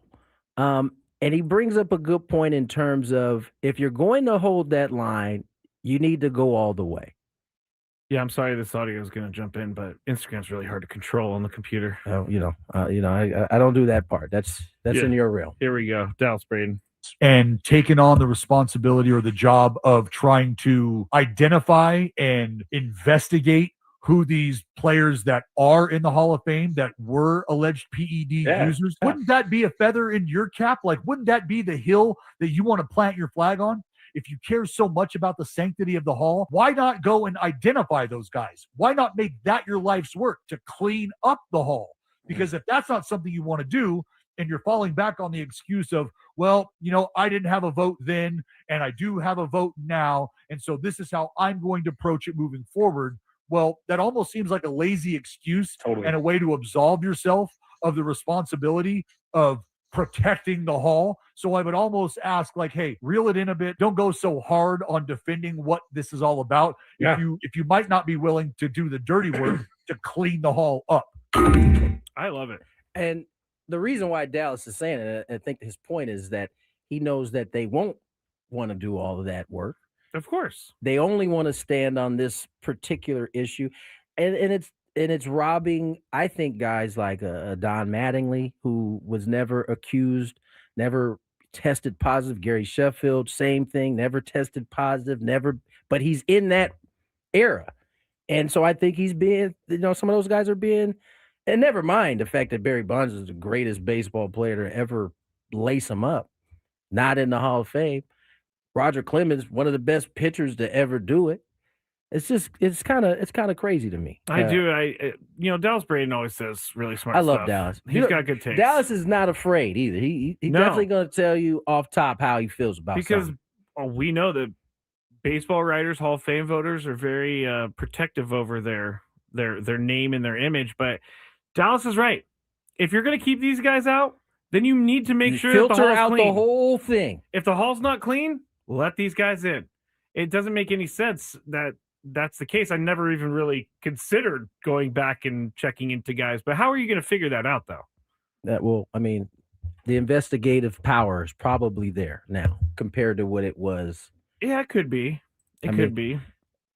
You really can't. I was gonna say, like, you really can't. Oh, You really look at can't. this guy. He looks like he might have had something. His in his head system. grew 2 sizes overnight. He's going to. I don't know that it would be tough to do it, but at least if you made the effort, you could stand on this. You can stand on 10 toes on this particular situation. Yeah, if you go and investigate, clear guys, then you know what? You have a clean Hall of Fame. Let me ask you, man, what you got for your extra hour? Oh gosh, why are you putting me on the spot? What you got for the Scraby Chronicles? Actually, I'm going to go through some of the audio from AJ Cassavell earlier. Okay, fair enough. Yes, and I'm also going to talk about it's always a new audience. It is. It's always a new audience. The Las Vegas Athletics are having trouble with their trademark. Well, I as much as I hate on Mr. Fisher, what is going on? Why can't he get the trademark? Someone already has it? No. Well, that last dive bar, they were really involved in trolling him. They were the ones who claimed it. Did they really? But there's been some development since then. He's trying to get the trademarks, but Las Vegas, or the trademark authority, is saying that it's only geographic. And you can't, because athletics is too broad of a word. So they don't own the Las Vegas. Did they not get the trademark in Oakland? I guess they did, but for some reason, I was just reading an article preparing for it, and they were saying that, hey, you can change some things up, you can meet our regulations, and we'll help you with this. But it's not easy. They're going to make them work. Yeah, it's not easy. Nothing is easy for him. Back at it again tomorrow. Scraby Chronicles up next. What do we have tomorrow? Do we have a No, I don't think we do. I don't know either. Enjoy the Chronicles up next.